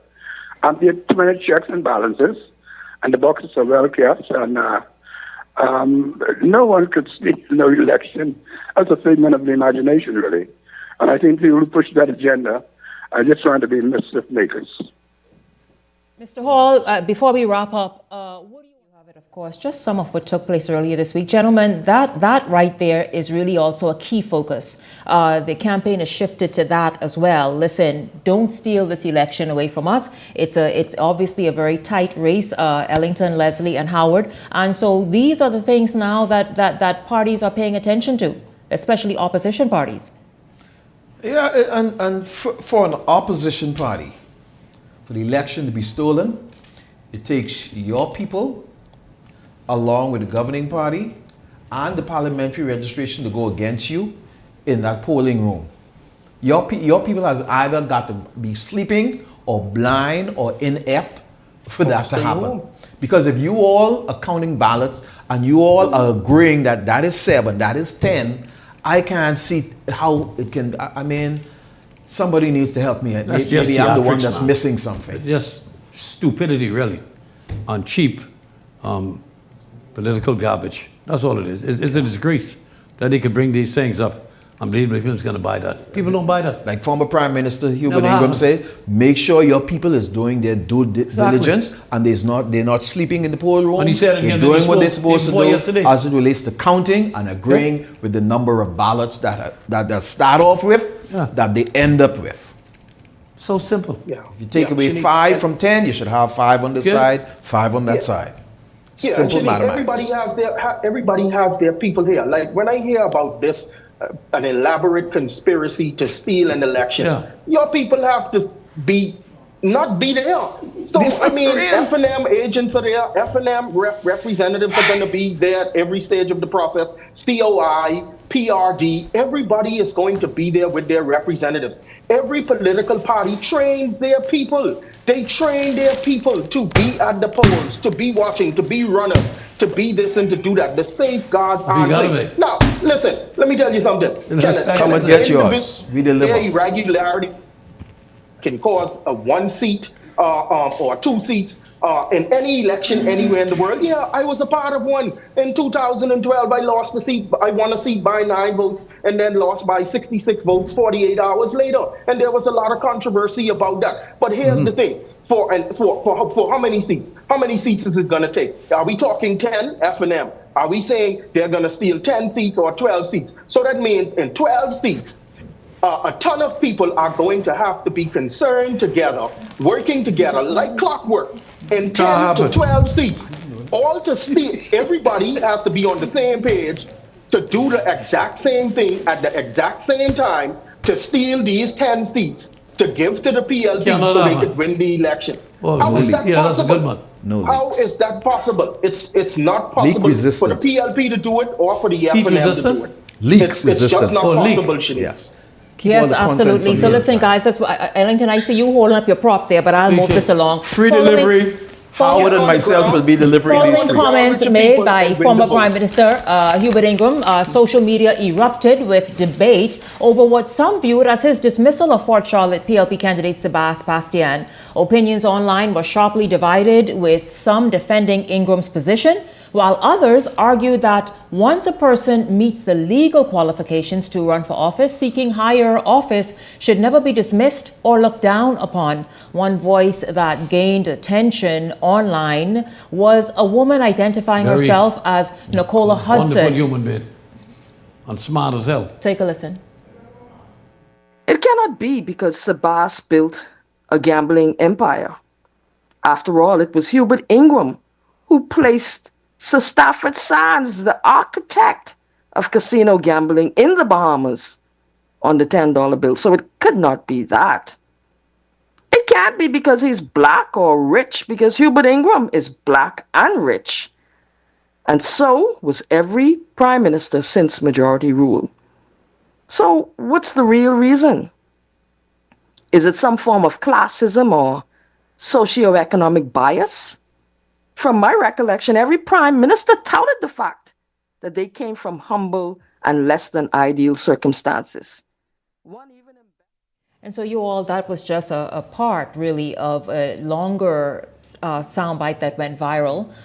This lady, Nicola Hudson, speaking and responding, and many people sent that all around. Of course, that was in the news last evening, but in Week in Review, we reviewed it this evening. Your thoughts, though, on those comments by former Prime Minister Ingram and the Bahamian people's response? And that was just one response. There was a man saying, listen, you don't understand the people in Fort Charlotte, including the young men at risk who are tonight eating and not being tempted to look in a different direction to get their needs met.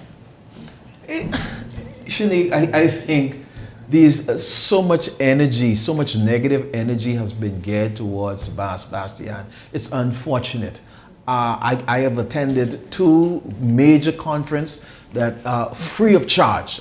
These conferences, you normally pay in the US $500, $600 for them. He had a number of them over there at the Atlantis Paradise Island, filled that ballroom with international speakers and motivational persons that come, and Bahamians crowd that, and they were inspired, they were motivated. This is not since he decided to come to political office. This young man have been doing things. He amassed wealth from as young as around 24, I think. He built himself an empire of homes and apartments.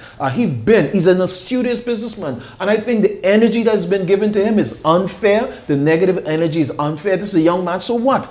If he's elected, every member of parliament that is elected is potentially or has the potential to be the Prime Minister of the Bahamas. Every woman or man elected has the potential of being the Prime Minister of the Commonwealth of the Bahamas. And so push that negative energy is unfair. What is amazing, when you look historically in this country, Sir Stafford Sands was a racist to the core. He was such a racist that on the day of election, in 1962, he ordered a Learjet come from Miami to take him to France, and he never came back. He said he will never let a black man run this country as long as he lived. He wouldn't stoop under no black man to run this country. He got the country and he left. When you look at a fella like Simnett and those, whose father was into drugs, smuggling, liquor, bootlegging to the US and elsewhere. On the well that they have garnered, nobody said a damn word because of the color of the skin. But when you got a black fella who was given the University of Bahamas more than $6 million in helping our young youths to become entrepreneurs, to become educational, and provide a future for young people. Look at the amount of money that he, along with Adrian, has given out on assisted persons over the years. More than all the commercial banks in this country combined. They have made their contribution. He has every right to run for Parliament. And I'll support him 1,000% as long as Brent is in my body. Howard? And he is going to win big. The damn pilot done crashed long time ago. Howard, quickly, please. Everybody is happy when Hubert Ingram gets on the stage, and I respect him highly, but there's 2 things that concern me for my good friend Michael Pintard with his appearance the other night at the rally. And the first one is this. Mr. Ingram said that he is going to vote for Michael Barnett. He never said that he didn't support Brave Davis or didn't want Brave Davis to be the Prime Minister of the Bahamas. He said, I'm voting for Michael Barnett. And then he never, in my opinion, gave an outright, blatant, and ringing endorsement of Michael Pintard. He talked about how well he did in running in Marco City and winning that seat twice and going up against Perry Christie and Brave Davis and losing. But I'm afraid for Michael Pintard because he never blatantly said, you are my man and I want you as head of the F&M to be the Prime Minister of the Bahamas, and he never said, I don't want Brave to remain. Gentlemen, thank you. Thank each of you so much. Ellington Ferguson, Leslie Miller, Howard Johnson, thank you. I must go because I have obviously another interview and segment after this, so don't go anywhere. Beyond the Headlines is back with Sylvanus Petty, the PLP's candidate in North Eleuthera, after the break.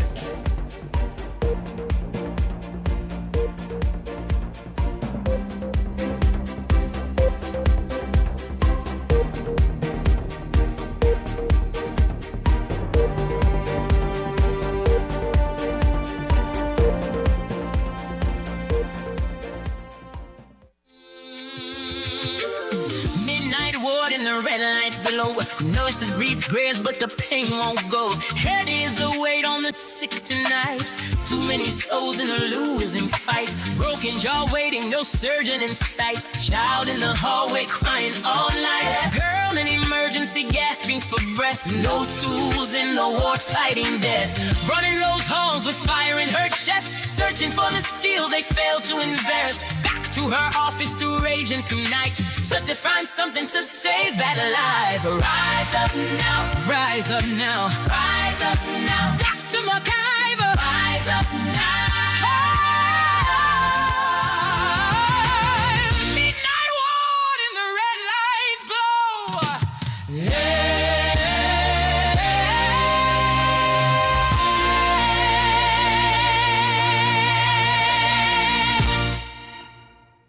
5 cars, catch the keys, don't blink, take these. Island Luck is giving away 5 brand new cars. Earn 10 reward points for a chance to enter and win. Enter weekly from Monday 12 a.m. to Sunday 2 p.m. Winners are announced Sundays at 3 p.m. on 103.5 The Beat and Island Luck Socials. 5 cars, 5 weeks. The more you play, the better your chances. Visit islandluck.com for more information. Catch the keys only at Island Luck. Must be 18 and over. Island Luck reminds you that it's only a game, so please game responsibly. The F&M can't agree on anything except attacking everything started by the PLP. Now he's calling for a reset, but it's stop, review, and cancel again. New airports, school breakfast, upskill, the National Youth Guard, energy reforms. This crew would roll back progress. The FNM, not strong enough to lead us forward, but petty enough to drag us back. So you want a space. But not just any space. You need something with a little more potential. So how about 1,000 square feet of room to play with? Superb audio and video production capability, digital LED wall, full lighting grid, and about 124 seats to accommodate a full studio audience, with so many other features. Make us your home for your next concert, conference, and so much more. Honestly, the possibilities are endless. Here at ILTV Studios, we'd love to bring your next event to life. So what do you say? Do you want our space?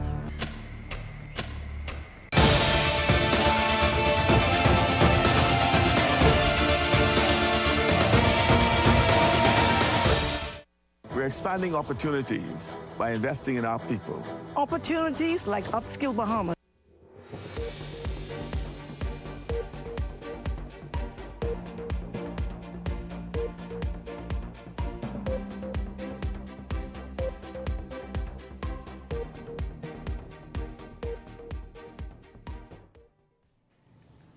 Welcome back to Beyond the Headlines. 3 days before Bahamians head to the polls, the stakes are rising in North Eleuthera. Tonight, the incumbent PLP candidate Sylvanus Petty joins me for a crucial conversation on the campaign trail, the fight for votes, and why he believes his record deserves another term. Good evening to you, Sylvanus. Welcome to Beyond the Headlines. Also, good evening to your campaign manager, Darrell Johnson.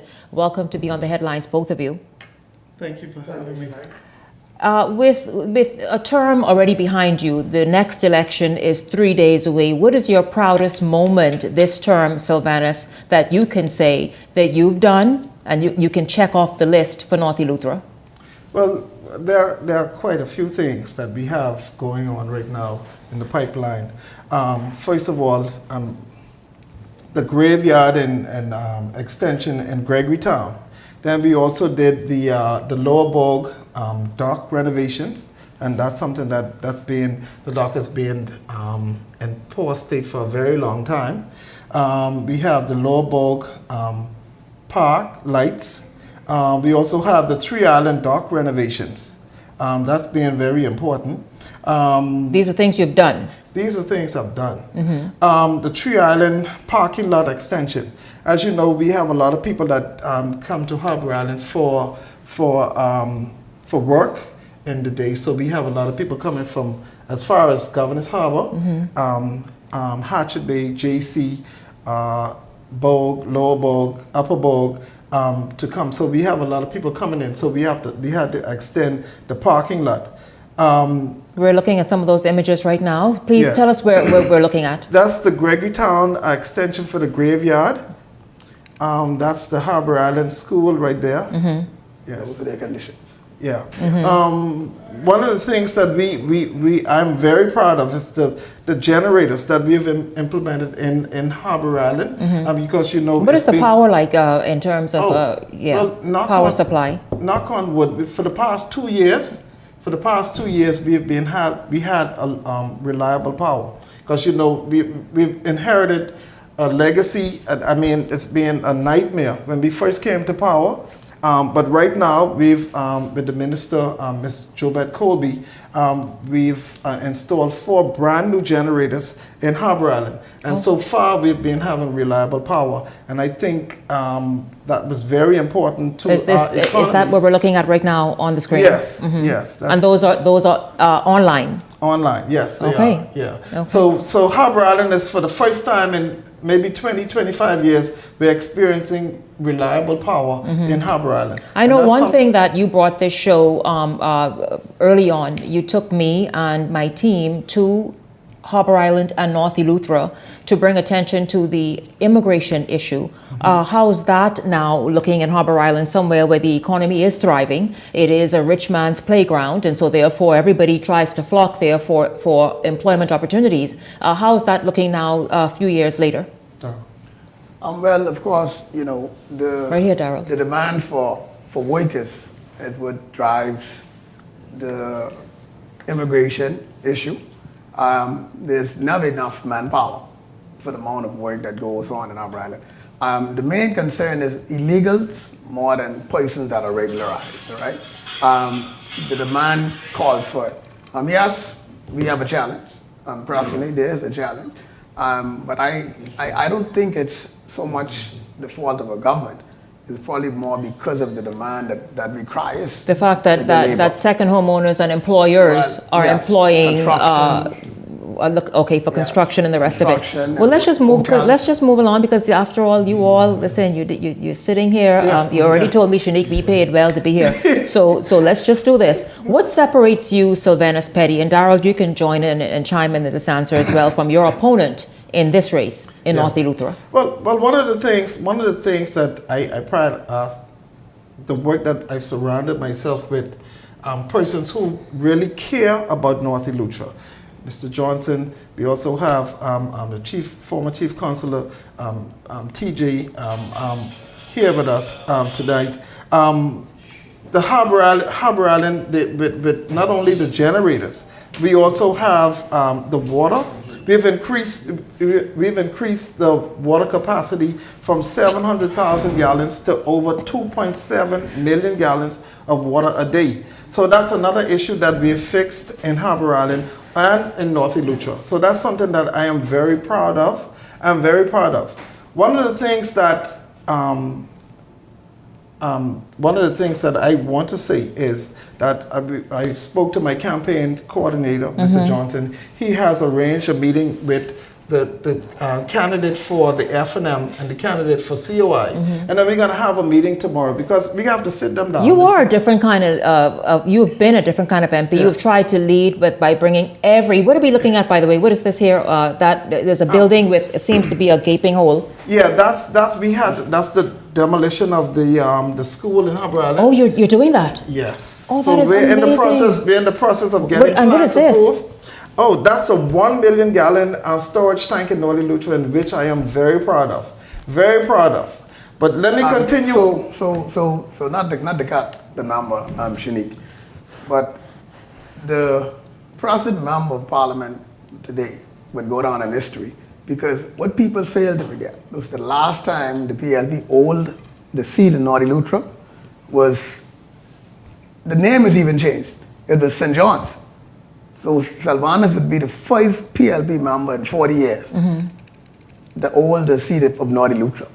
All right? The things that you see that's shown on the camera now, those are things that happened in 4 years. So after 40 years. In this term. I see that. I mean, that looks amazing. That big water tank and the demolition of the school that parents have been complaining about for decades, many years. Yes. It was rusted even. I interviewed them several times on the show as they spoke about, their kids' safety. What is this, by the way? What's happening? What is that?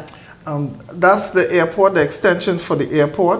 You know that we've had the Northern Lutra Airport has only been about maybe about 30 feet by 50, and so we have like 4 American Airlines coming in at the same time, and so which in each flight they bring about 100 people, and so the airport is really crowded. So we had to bring in trailers just to accommodate what the passengers that we have coming through Northern Lutra. And so one of the things that I'm very proud of is the new airport that we have coming on stream.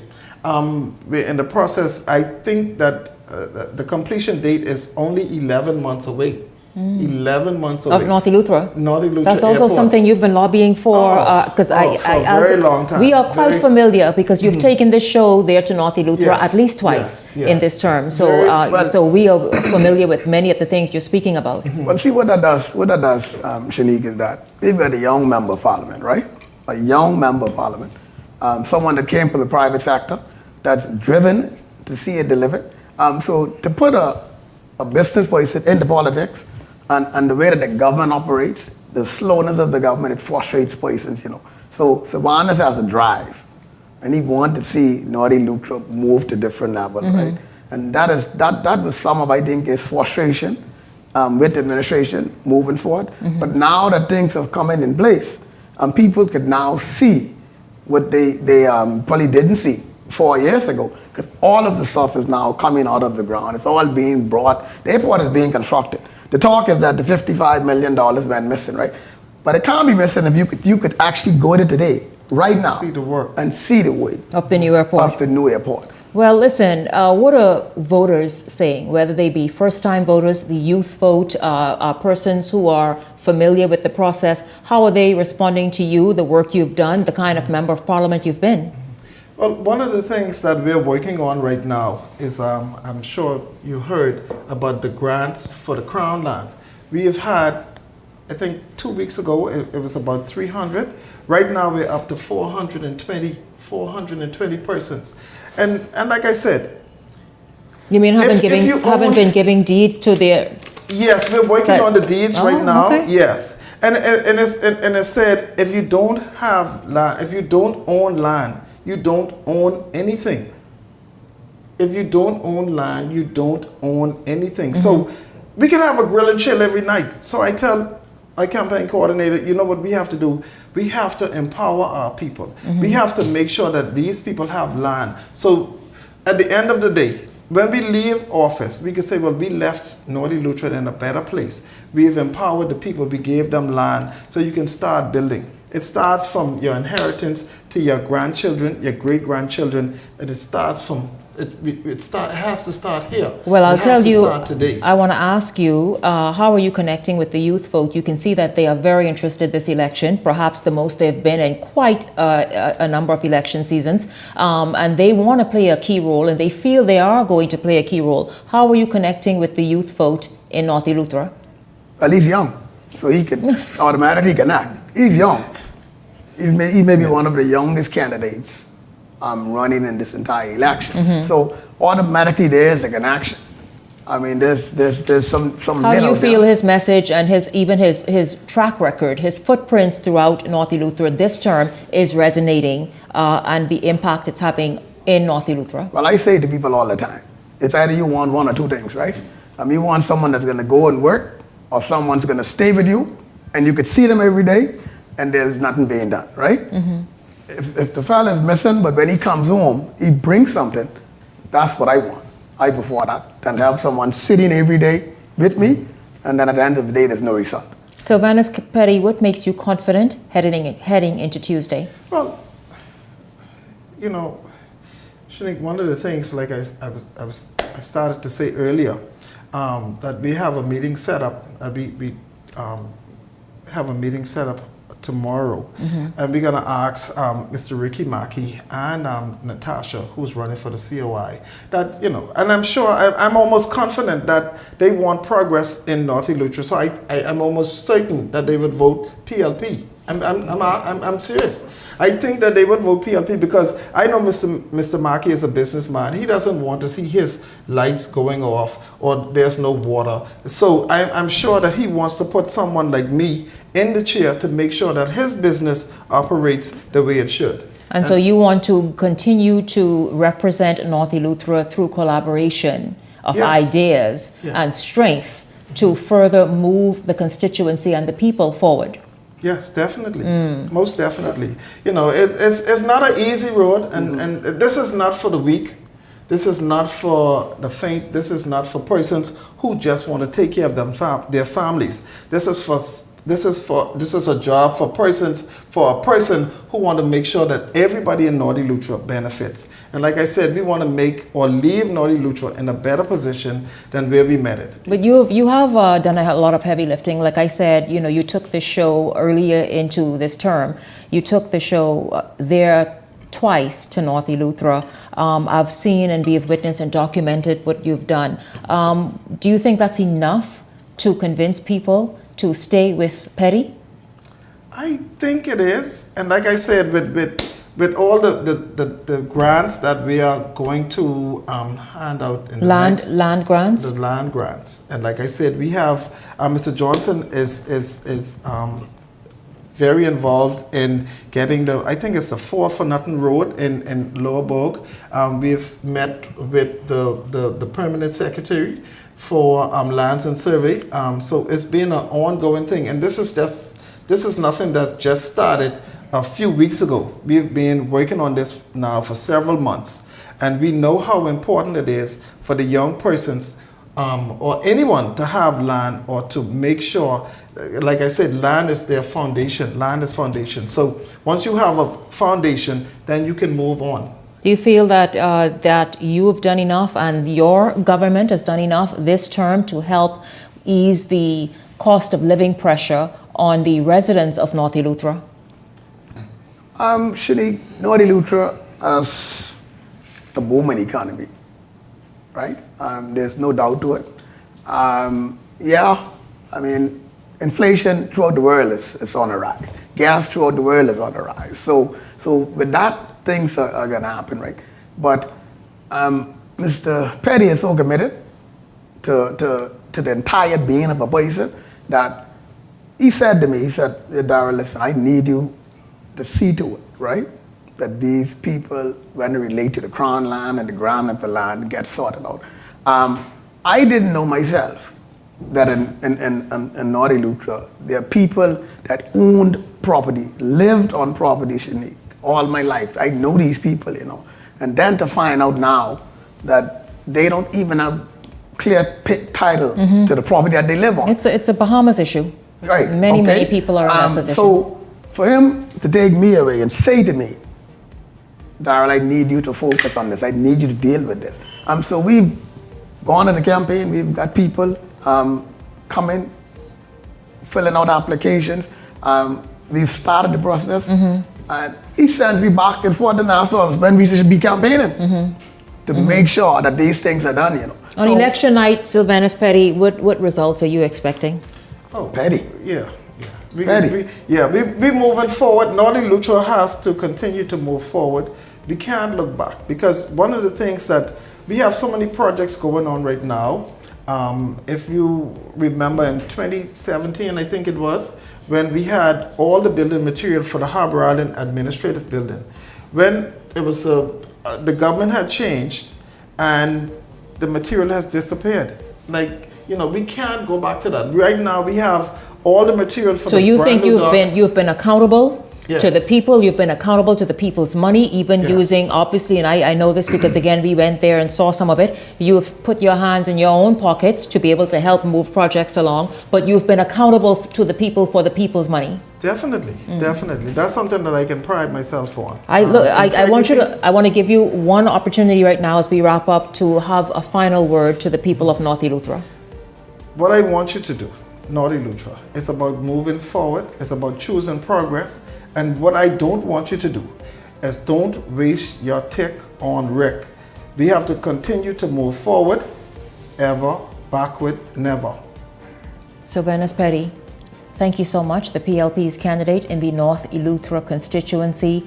Thank you very much. You came with receipts tonight. Yes.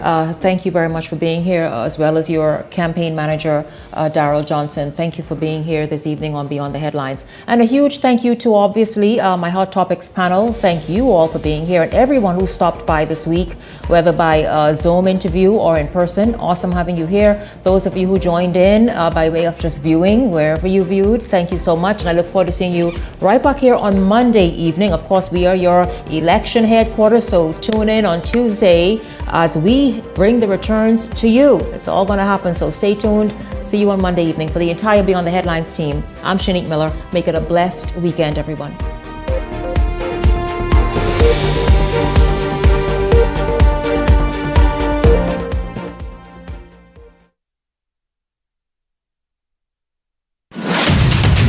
The Verizon Media Group, home of ILTV, Paramount Systems Limited, Eyewitness News, and Beyond the Headlines.